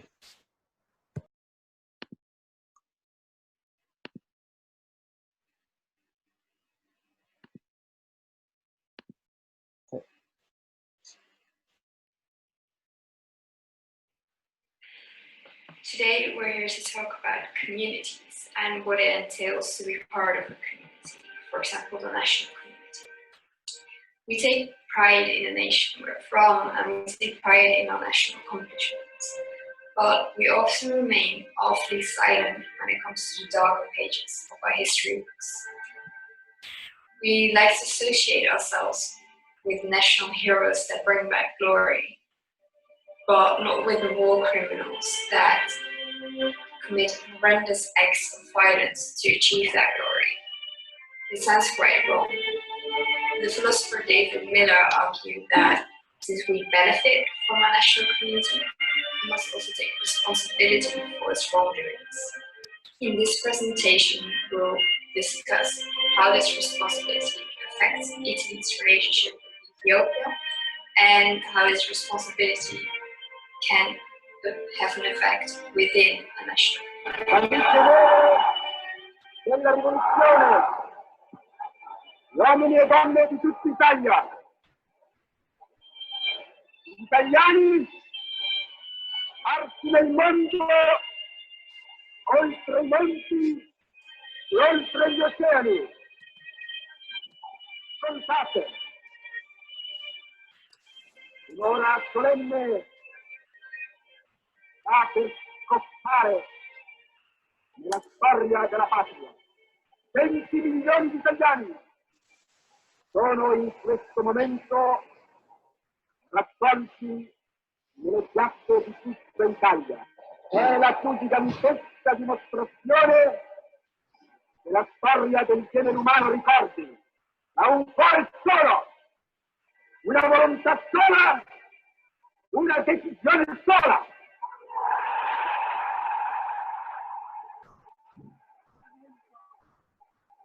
Questa manifestazione vuole significare che l'identità tra Italia e fascismo è perfetta, assoluta e inalterabile.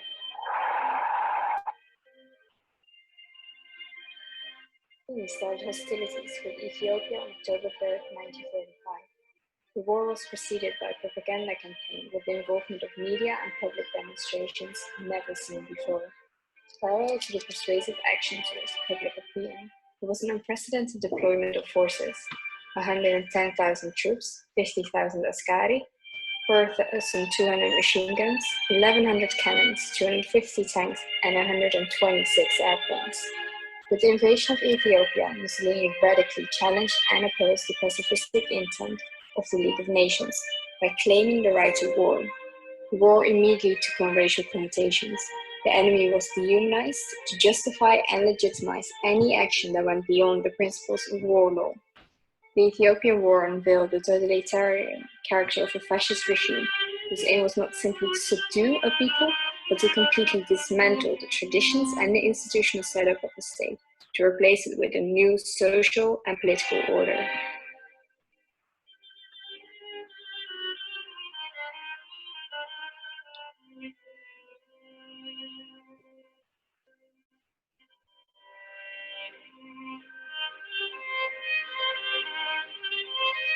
May 5th, 1936, Marshal Badoglio's troops entered Addis Ababa. After 7-month war, the Negus Negesti Haile Selassie has fled a little over a week and will continue to follow the fate of his people from exile, rushing to find diplomatic solutions. The occupation of Addis Ababa was far from the end of the conflict. Badoglio intends to divide the occupied territory into provinces to be administered by tristigrads.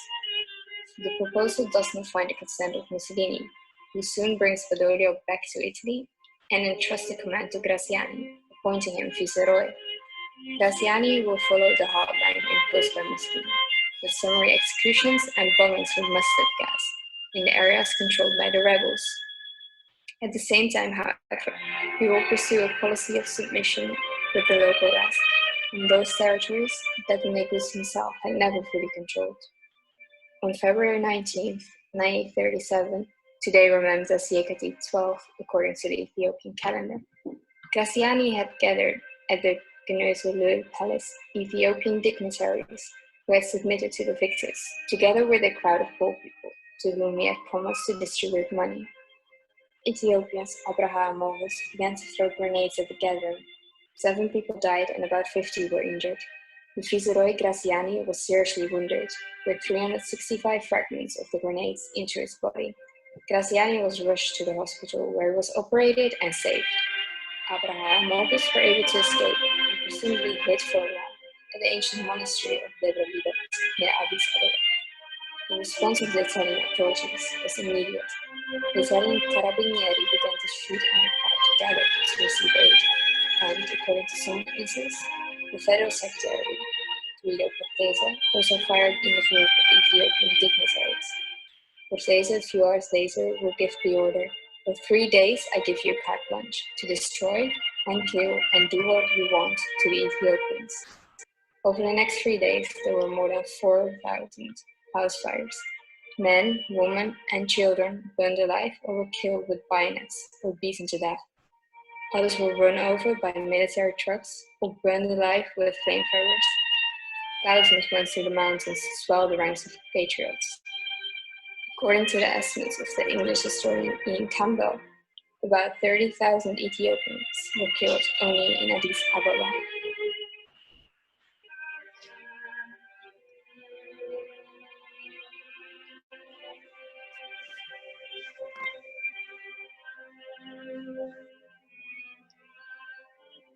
The monastery of Debre Libanos acquired a central role in Ethiopian Christianity.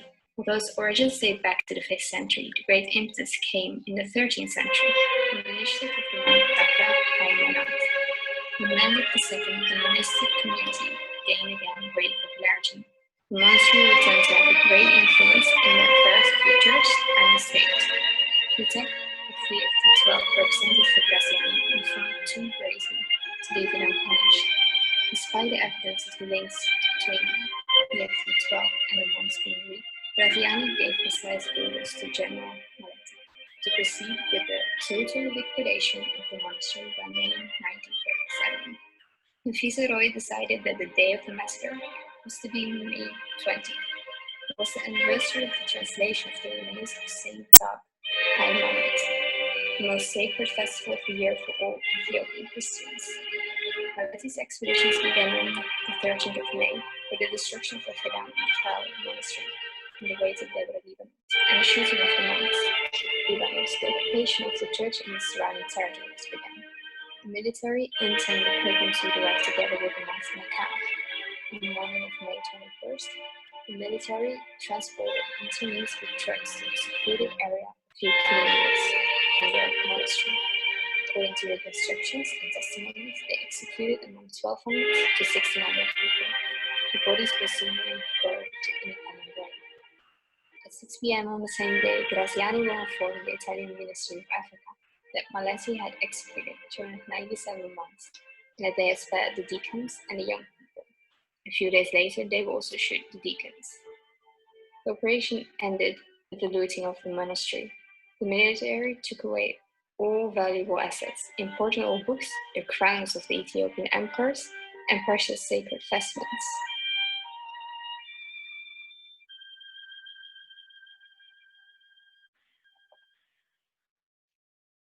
In Rome, today, there are still many monuments that remember the past centuries and the glories of disappeared regimes, like the Stele of Aksum, a war body of the fascist colonial conquest that has been brought back to Ethiopia after decades of debate.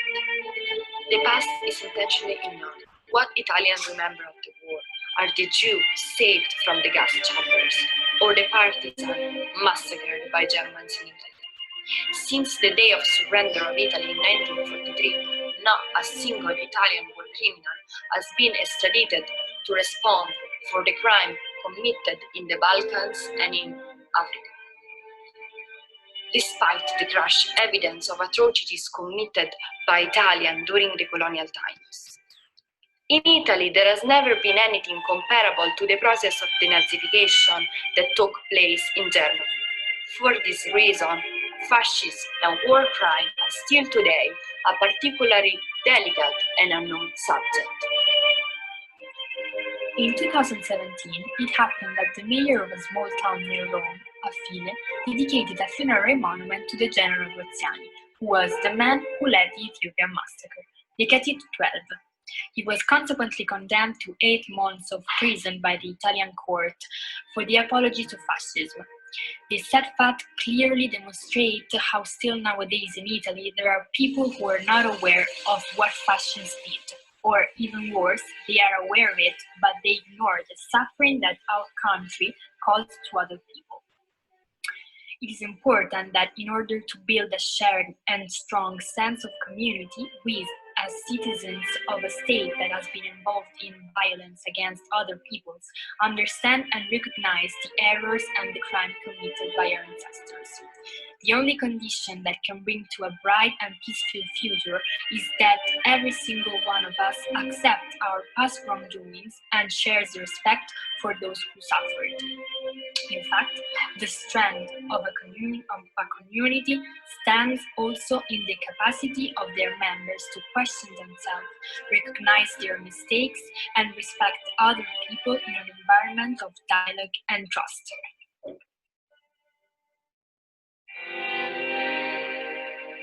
Liberated by the British and the Ethiopian resistance.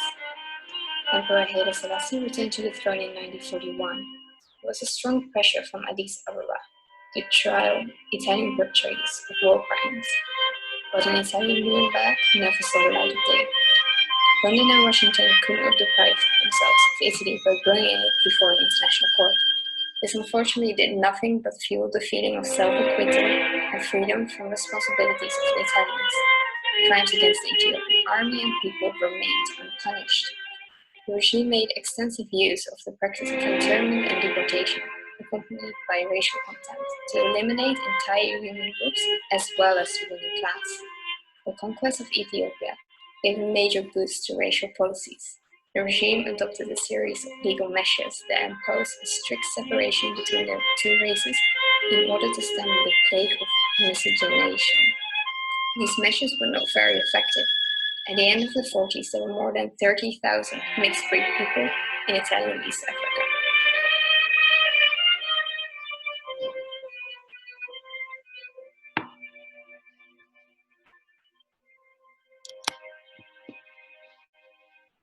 For Ethiopians, the history under the Italian occupation represent a moment of pride. Pride in being the only African nation beside Liberia that were able to avoid being colonized, remaining therefore the symbol of African independence. However, there's no feeling of revenge today within Ethiopians, and each year on the 5th of May, Ethiopians celebrate the Patriots' Victory Day in order to commemorate all those that fell during the conflict. When the Italian President Mattarella has came to Ethiopia and asked for apologies about the historical wrongdoings, and he has put a corona with the Italian flag next to the Ethiopian flag, the patriots that fought during the conflict were standing next to him and they were ready for a handshake. On that occasion, the president had also visited the Italian school of Addis Ababa, and in the speech that he made to the students, he highlighted the importance of the relation between the two countries, highlighting both historical and cultural factors. As a binational and as someone that had the chance to live in both countries, meeting people from both sides, I think that's important to forgive but not to forget, and also to learn from what history has taught us.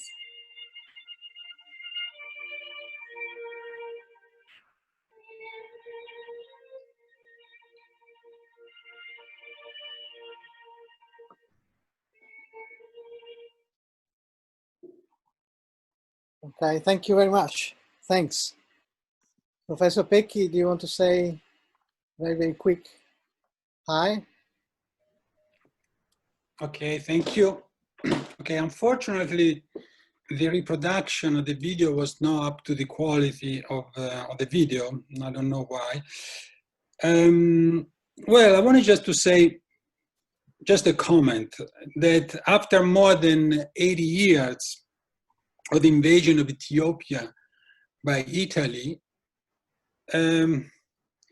the perpetrators, the Italians, haven't made peace with themselves about those facts. On the other hand, the victims, the Ethiopians, remember those facts with pride and honor, and they celebrate those facts. And I think for a simple reason, because they were fighting against injustice. That is the comment I want to make. And I think this emerged from the video. Just listening to the students, they just react to those facts spontaneously, and that was the outcome. Thanks. Thank you, Lorenzo. Thank you, everybody. Next contribution is a video by Ezra Chinal, Community Memory in Cyprus. The video has some connections with the themes by Professor Pecchi's group, and have involved research and interviews in Cyprus, and has seen the collaboration of Andrea. In the meanwhile, you can, are you there? Can you start sharing? Yes, the video is has seen the collaboration of the group, the music group for which Ezra herself contributes by singing, if I well understood. So during the pandemic, Ezra was in Cyprus and produced this video for us. okay. Cyprus video, okay? Yes.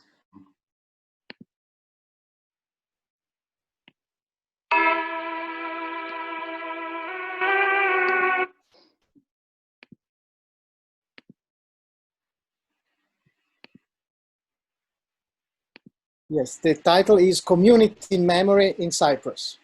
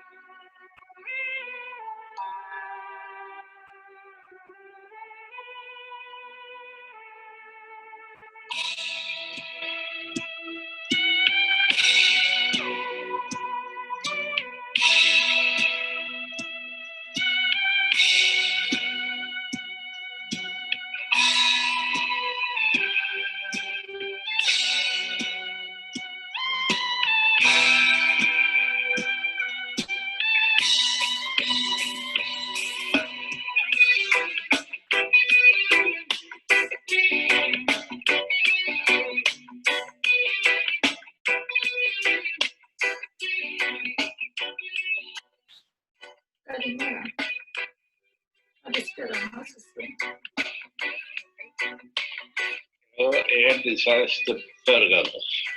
Silläin ja Vessatrian novella.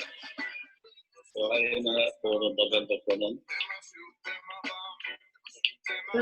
Emerson Bolle.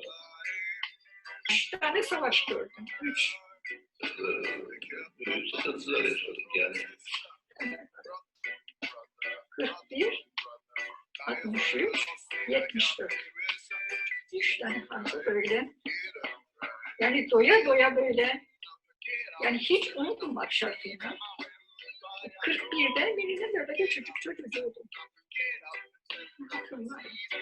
Haftadan uçak böyle damların üstünden sürüyerek geçiyorum. Bakar yani aşağıda düşmanlar falan.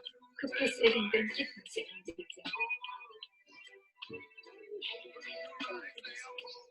Yani 3 harf kolay değil. Ağladım, sızladım. Çocuklarım yollarda kaldı, okullarda kaldı. Çocuk gider okula gelir, öpeyim. Ben sokağa çıkmıyorum. Orfi der şimdi size. Orfi çıkmayacağım. Okusundan beklerlerdi. Vurma yani vurma yok. Çoluk çocuğu korusun, yani insan ölmesin. Yeter ki insan ziyan olmasın. Çocukları korumak için. So beastly, you'll expect this. If on the later is a manipulation thing, treating like a baby, pockets full of candy. Some of them are called it TRMC. None of them are one, none of them at all. None of them are one like a curse of egos. Big operation, it's an occupation. Run them out the yard, cause we wanna live as one. Get up and sit up and get up and sit up and see them out when we cry and roll. Get up and sit up and get up and sit up and see them out when we cry and roll. Open your eyes, they are truth and right. Open your eyes, they are false and light. Open your eyes, they are truth and right. Open your eyes, I said open your eyes. Bizim köyümüz karışıktı. Mesela bazı köylerin bir bölgesinde Rumlular vardı, bir bölgesinde. Bizim hayır böyle karışık. Burada Türk, orada Rum, orada Türk. Mahallemiz bile ayrı değildi yani. Ve çok görüşürdük. Hele bir komşumuz vardı. Onlar mutlaka domuz beslerler derler. Kendileri için. Bir komşumuz vardı. Annem hellim yaptığından orası çıkar ya. Onu gelir alır. Tencereyi de yıkar, kazanı da yıkar, gider. Bize yani annem dedi ki Luca'ya sen gel al biz evdeyiz, evde değiliz. Al suyu git. Ya öyle güvenirdik birbirimize. Ya bir düğün olsun mesela. Hep onlar da yardımcı. Ama yaşadık satılmalar. Güzel diyorlar. Geceleri tabii orada gidilecek başka yerde olmadığı için küçük katı bacaklar vardı. Onlara giderek.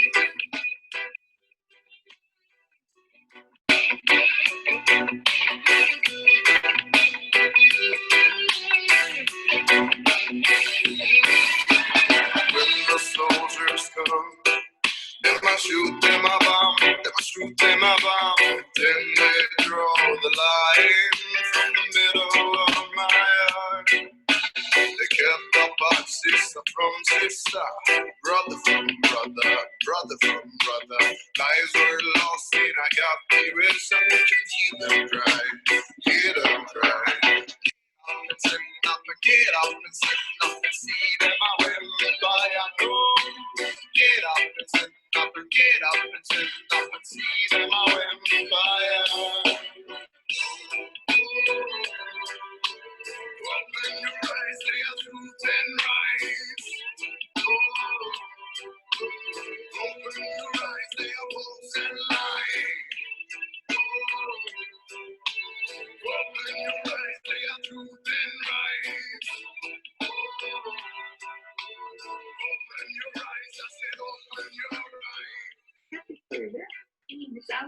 çocuk ya utanırım. Çok uçundum. Yani böyle kapları var. Görük vardı bizim yanımda. Böyle elimiz alnımızda durdu. Piskop verirlerdi bize. Hiç unutmam piskopları. Seve seve yedirdik, yerdik. Biz nerede görürdük yani köylerinde piskop diye şeydi. Verirlerdi yani. Anam verdiler bize alacaklar sizi, koklamısın diye alacaklar sizi. Hiç yani sevgi gösterirdi o Almanlar. Böyle Arapçıydı. Ben arzu ederim, arzu ederim ama çok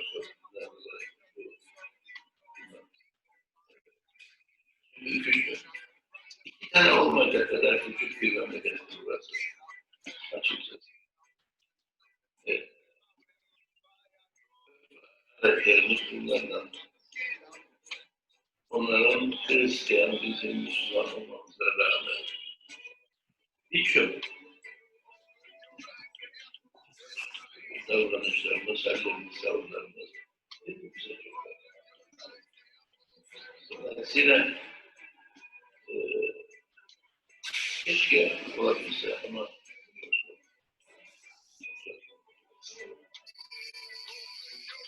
öyle zaman geçti.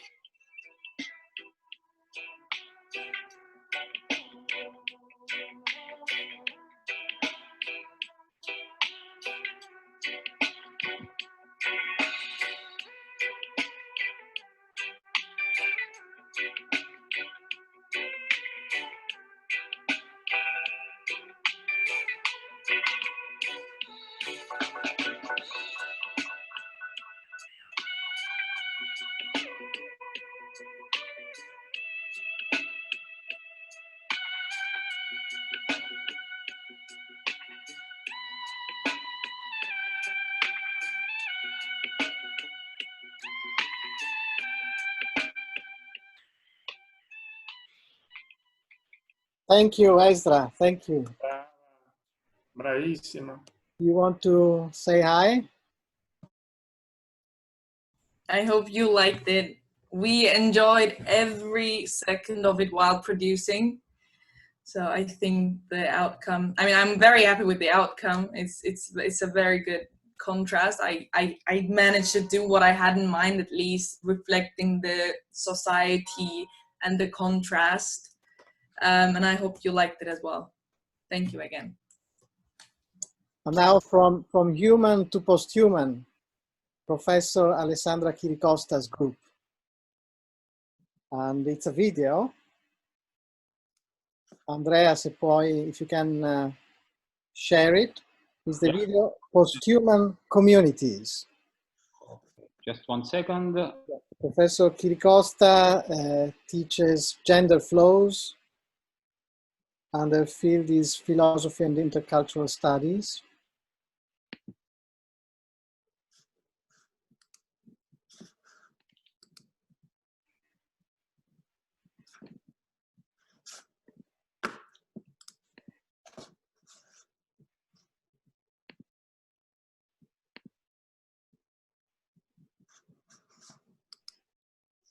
It's actually a video lecture.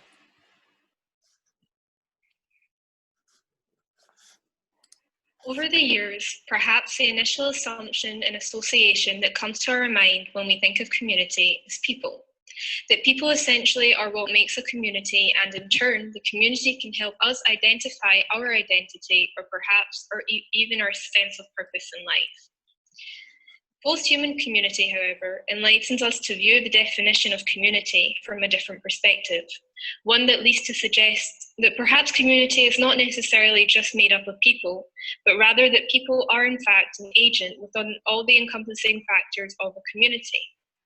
A posthuman one emphasizes that we are able to think of ourselves as an open notion of evolution, for example, through technology as a cyber. Hola a todos, yo soy Pechi y esta vez les Piece of technology to survive, such as a pacemaker, shows how technology can intertwine and impact the survival of human beings as well as being an extension of it. Ecology, as part of the notion of Anthropocene, is the idea that the human is not disconnected from the biosphere, from the deep root systems of trees to the ocean trenches, rainforests, and high mountain tops. Here we can connect the notion of Darwin's adaptation, that our species is as such because we have also adapted to human Earth, and in turn humanity and our habits have impacted the Earth. Posthumanism is a movement in which the human is a plural notion, for which there is not only one type, for example, of categories of class, race, or nationality. For instance, in the past and even today, some humans are considered as objects of property of other humans, hence being considered less. Anthropocene may help us to identify the need to decentralize the human from the focus of the discourse. Human is not necessarily the center of everything. Donna Haraway claims that our post-human future will be a time when species meet and when humans finally make room for non- Hola a todos, yo soy Pechi.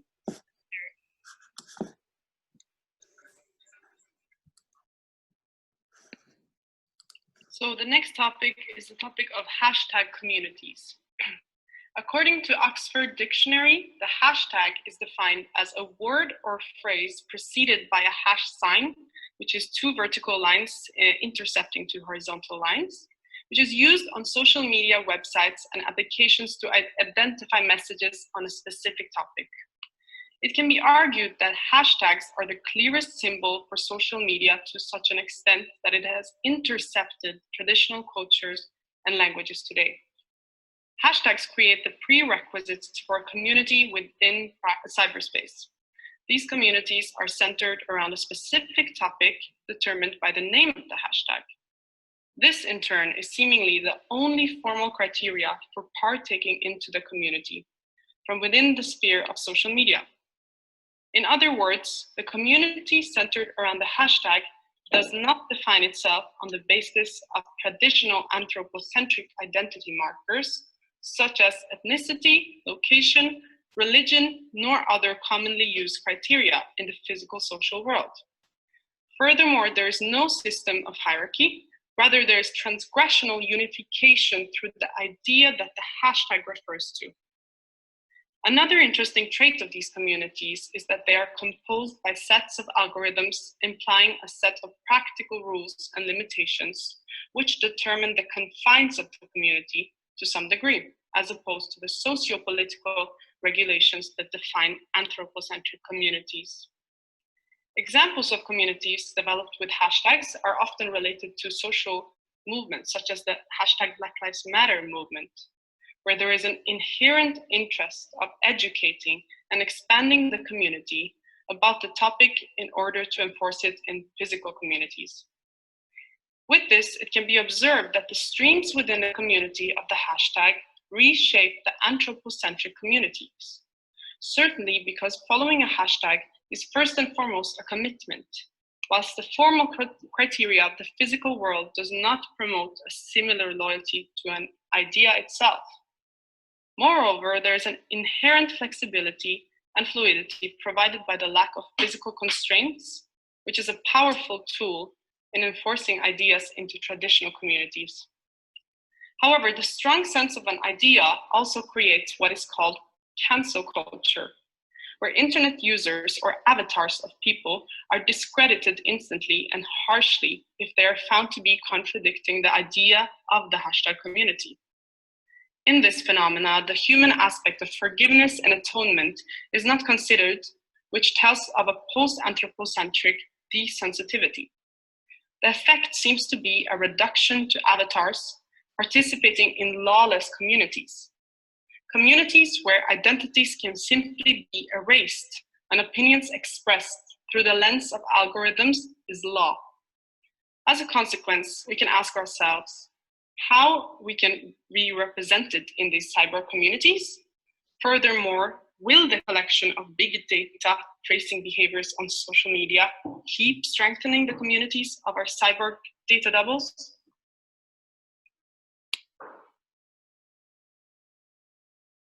Next topic is artificial intelligence and community. In our fast-growing, affluent, and contemporary society, as one of the possible ways of incorporating cybers and consequent formation of post-humanism is the development of artificial intelligence. This development occurs on such an advanced level when it could autonomously function without human intervention.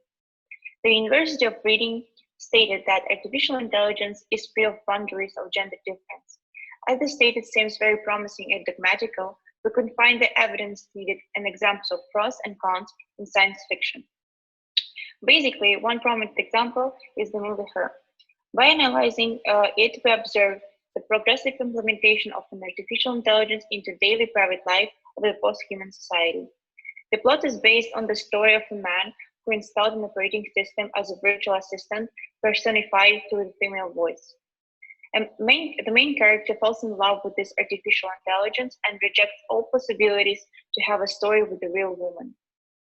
The upshot of the story comes to the end with the total desperation of the man who finds out that this artificial intelligence serves to other hundreds of users to whom it makes a love confession to.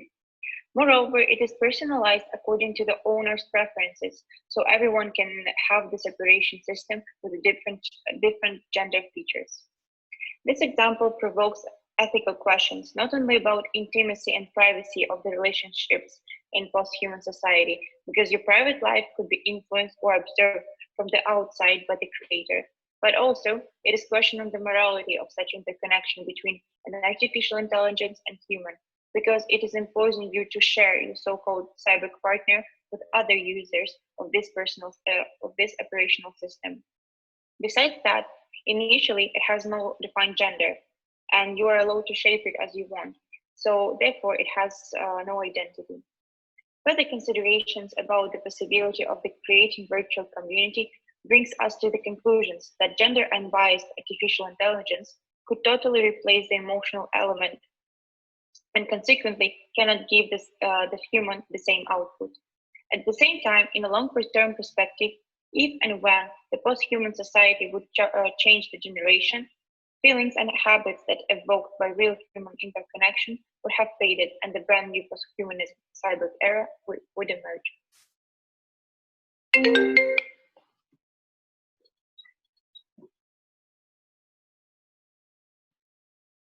And now I will present to you the topic of post-human identity. The word community is derived from the Latin communitas, fellowship, which in turn is derived from communis, or common. The prefix com signifies with, together, in conjunction, joined. Removing the com from the Latin leaves you with munis, which derives from munire, meaning to fortify, strengthen, or defend. In other words, it means that when something is joined together, it becomes stronger. Community and cyber, therefore, are the example of communis. While community is a group of people who are joined by similar interests and ideas and whose voice becomes louder when it is collective, the cyborg is a mechanically enhanced or altered human being whose abilities are strengthened because of its unification with technological tools. Discussing the idea of community in the lines with our course of gender studies allows for an analysis of the idea of cyborgs and how it influences the way in which people behave and communicate with each other.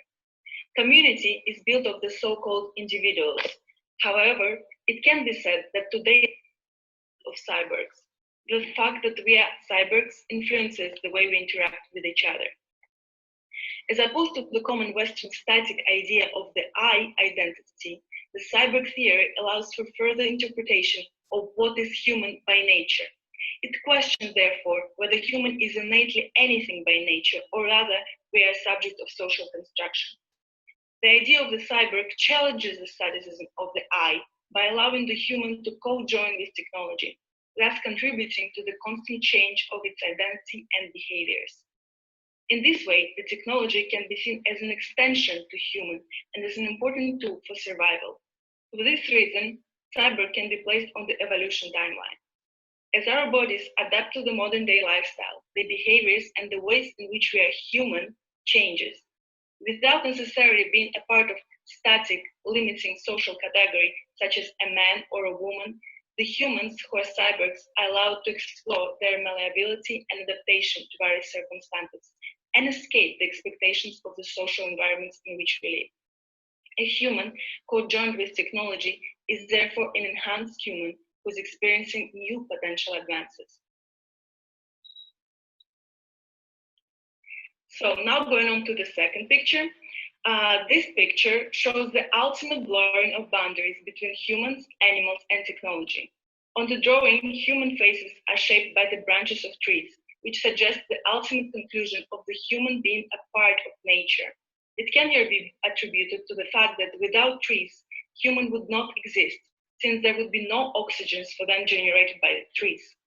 The birds which place themselves on the branches of the trees further represents the blurring of boundaries between the two species and suggests the importance of interconnectedness between the humans and animals. In this way, rather than perceiving human and animal as species boundaries, it can rather be seen as a system of interconnected coexisting categories. Lastly, the wires which are occupied by the birds as well as by the human shapes suggest the ultimate web of interconnectedness between different forms of life, including the mechanic one. In this way, the idea of cyber contributes to the recognition of ourselves as humans who are not the masters of nature or technology. Rather than being a part of hierarchical, patriarchal, colonialistic dichotomies, humans can be seen as a part of the bigger picture where different types of species coexist. As a result, cyborg is an important symbol for feminism, since it helps to transgress the traditional lines of categorization. The idea of cyborg thus crosses the boundaries between organism and machine, and between genders, which contributes to the elimination of the separation between various constructed groups and suggests the place of ultimate connection between all forms of life. Thank you.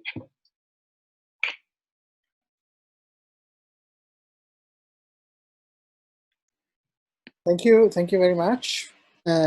Professor Kiricosta, do you want to say Yes. Thank you to this fantastic fluid collective body that willingly accept to, realize this passage through the from the anthropocentrism to post-anthropocentrism, and let us see posthuman. Okay, they do it willingly. There is a sentence in Vietnamese that can be translated as they should willingly, but I hope that was not the case. I think that they did a really great job, because it was not an easy task. During our course, we worked a lot on the concept of the cyborg that was created by Donna Haraway in the famous Cyber Manifesto, together with the Companion Species Manifesto, also by Donna Haraway. So try to, create a kind of personal cartographies on which kind of communities, which kind of identities can be shaped out, removing existing taxonomies. And all the girls said, yes, it was definitely a big challenge, but I think that the result is definitely very promising. So really thank you to all the girls, and thank you to Gigi and to Luca for giving us the possibility to, squeeze our gray cells to think a little bit about this. Grazie, Alessandra. Yes. Brave. Next contribution is a project curated by Clémence Maquet, and it's a poetry slam. Andrea, it is the last video. If you can share it, please. In the mountainside woods, I never felt happier. I hate the human struggle for life and how noisy it can be. In silence, I lonely sit here in the shadow of a white, swift passing cloud, smiling at the sky through the leaves. The victors of the times gone by, the slaves to our own existence, the heart that pumps life in us, the eyes that say not the truth, that we are our own damnation. The tree of life nourishes the soul. It gives purpose to us. Listen, the trees sing. They have deep dug roots bound one another. Life breathes and shines through their branches. A lonely tree can never stand. A lonely tree can never sing. Purpose? Is that what unites us? that we are bewildered and desperate to find ourselves, to unravel the meaning of it all, in the hope that we might be content. Do we will what we will? Or does our will wills for us? I wonder if I had someone with me, all the woods melody, the birds chattering really change. Would it not be a dissonant noise? What if now communion was nothing but servitude or conflict? What if I had choice, not the need, nor the duty of community? Choice. We all have one. We all are given moments that decide who we become. The path we take that leads us to our end. The end. Is there one? The Garden of Eden where there is no sorrow, only happiness. Perhaps there is. Perhaps there's not. Perhaps there's only death. Death is a crossing. I am not a tree made of branches. I am not a leaf. I have my own wind to sing along to. I know my task to be mine only. I ask, how deep do our roots run? The old pass the torch to the young who become the bearers. The torch, the mercy and kindness that dwells in us all. The hand that lends to help the drowning, or the one that guides the blind.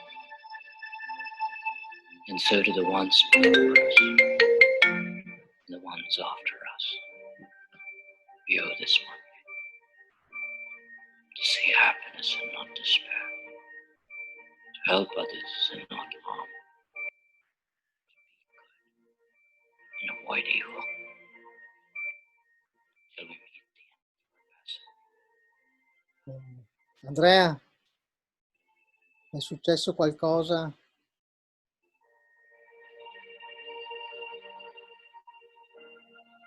Andrea, non si vede più il video. Ok.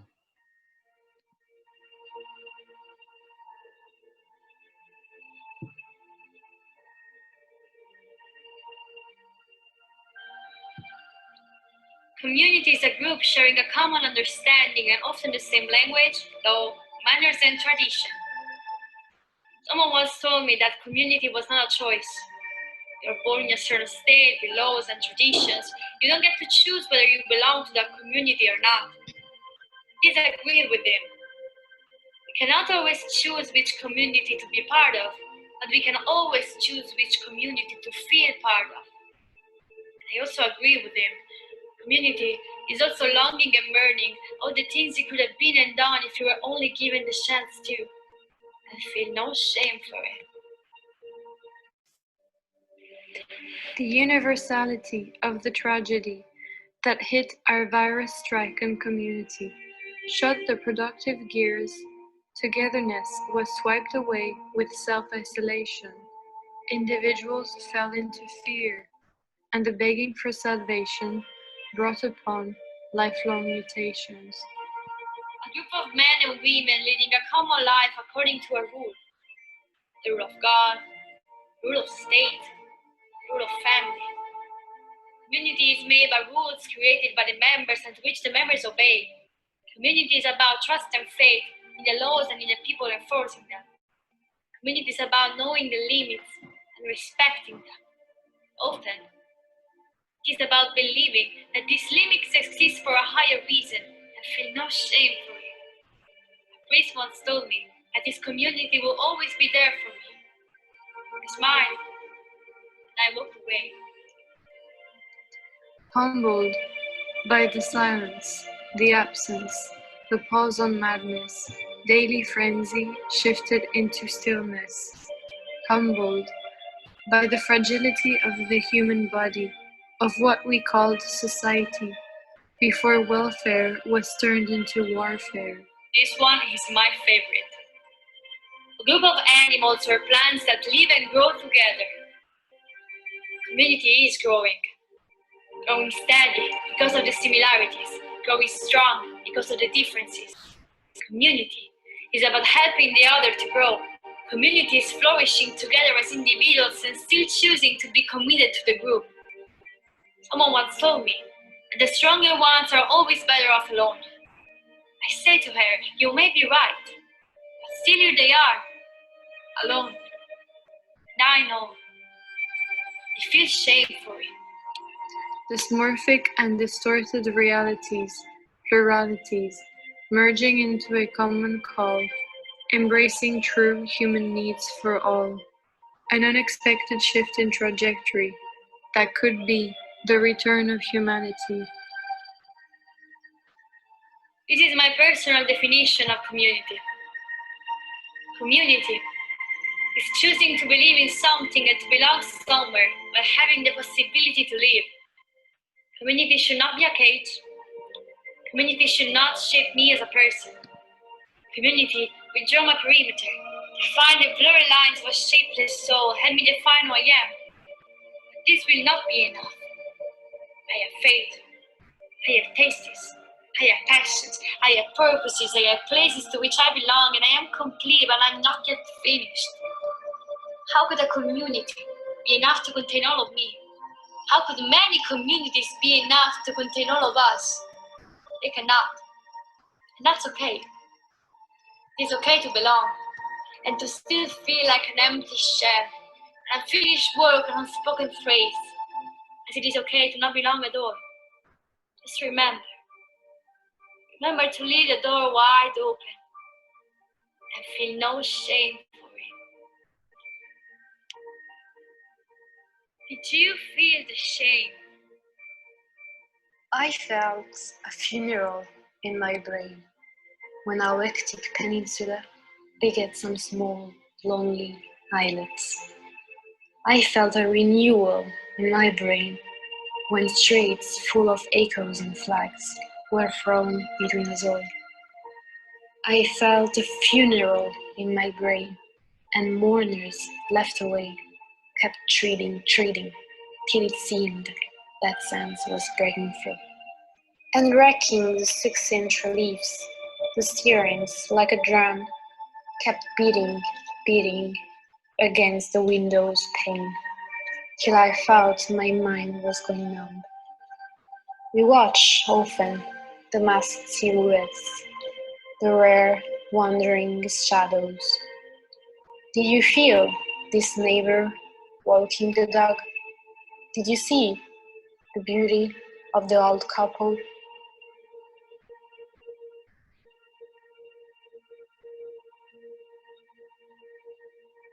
Divided, different as the characters of our poems, building words, building sense, importance, united in communion in our verses of opinion, of peace, of poetry, chanting the diversity in community. बिखरे हुए हमारी नस्लों के किरदारों की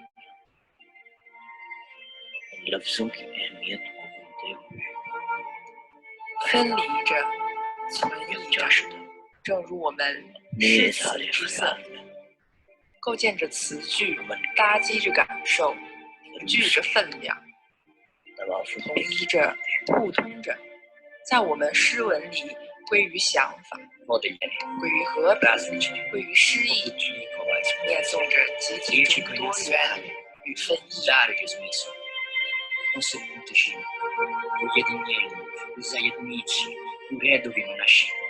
Rozdілені, różni jak postacie na powierzchni, budując słowa, budując sens, ważność.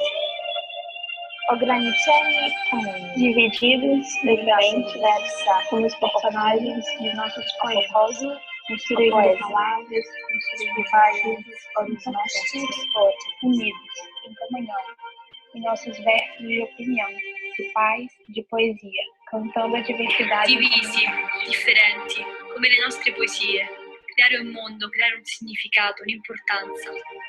uniti nella comunità, nelle nostre opinioni attraverso i nostri versi di pace, di poesia, cantando le differenze nella comunità.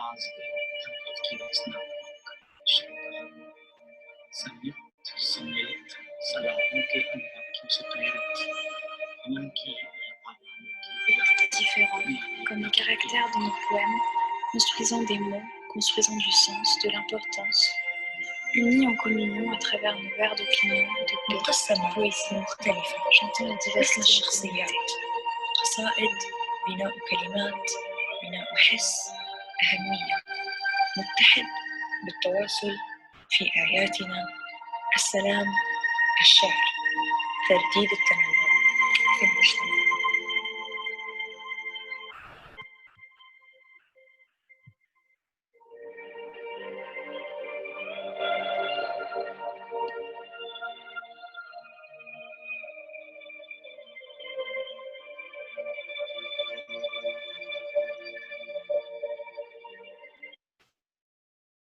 Okay, thanks. Clemence. Yeah. Well, I hope that it meant a lot for you as much as it means a lot for me. And I thank so much all my team. That was amazing.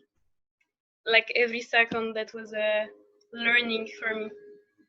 And doing this video was meaning a lot. So thank you so much, all my team, Ali, Ariana, Estelle, and Gabriele. And all the people that sent me their voice as well. All the participants. Yeah. What is very interesting about this video is that it was built through a constant dialogue. You worked on the text together, right? Yeah. As difficult as it was to work on this vivid theme and in this format and producing a poetry, we did it. It was, yeah, we had a lot of difficulty, we can say it, I think, but we managed, and I hope you appreciate the result, because that means a lot, I think, for all of us. Okay. Okay, we need to talk a bit more because we have the final event, which will be actually broadcasted from Economia in Tor Vergata. Luana Golemi, who was the singer last year, okay, also accepted the invitation to sing live. And so we have Andrea will tell us when are you ready now? Yes, I'm ready. Is the microphone on? Yeah, we can hear you. We can hear you. Okay. Ciao, Luana. Hi, everyone. I hope you're all doing great. So these two songs, obviously going with the topic community, I thought they were very fitting, and music have been a huge help in going through all of it, especially emotionally, spiritually. So I hope you like them, and I hope you sing along, even though you're in the kitchen, bedroom, wherever you are.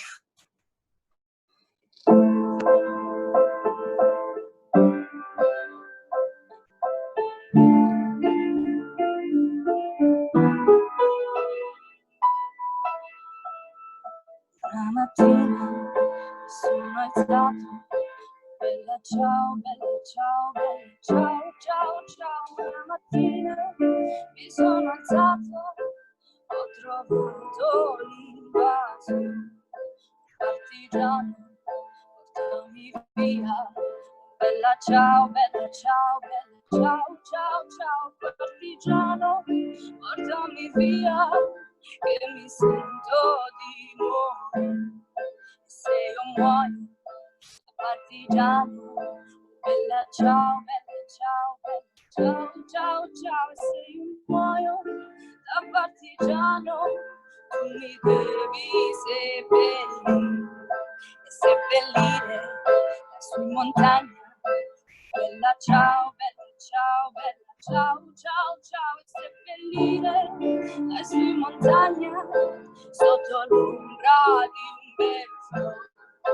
Tutte le genti che passeranno, bella ciao, bella ciao, bella ciao, ciao, ciao. Tutte le genti che passeranno mi diranno che bel fiore. Questo è il fiore del partigiano. Bella ciao, bella ciao, bella ciao, ciao, ciao. E questo è il fiore del partigiano morto per la libertà.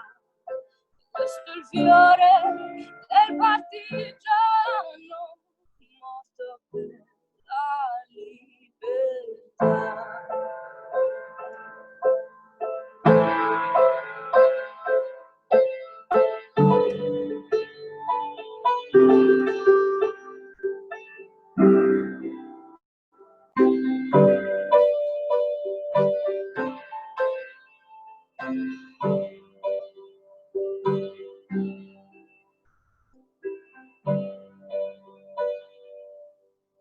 There comes a time when we hear a certain call, and the world has come together as one.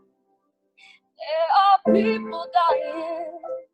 Oh, it's time to lend a hand to life, greatest gift of all. We can go on, pretending day by day that someone change.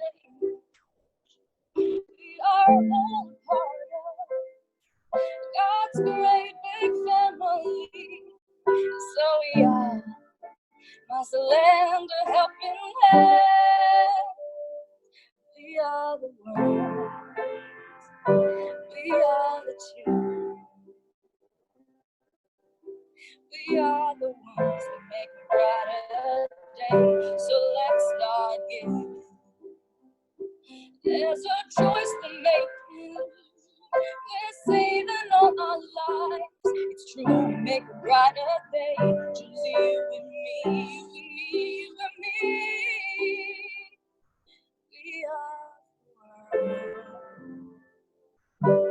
We are the children.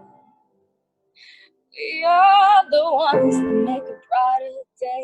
So let's start living. There's a choice we're making.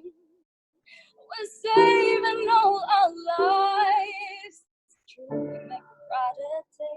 Just you and me. Oh, we are the children. We are the ones that make a brighter day. So let's start giving. There's a choice we're making. We're saving all our lives. It's true, we make a brighter day. Just you and me.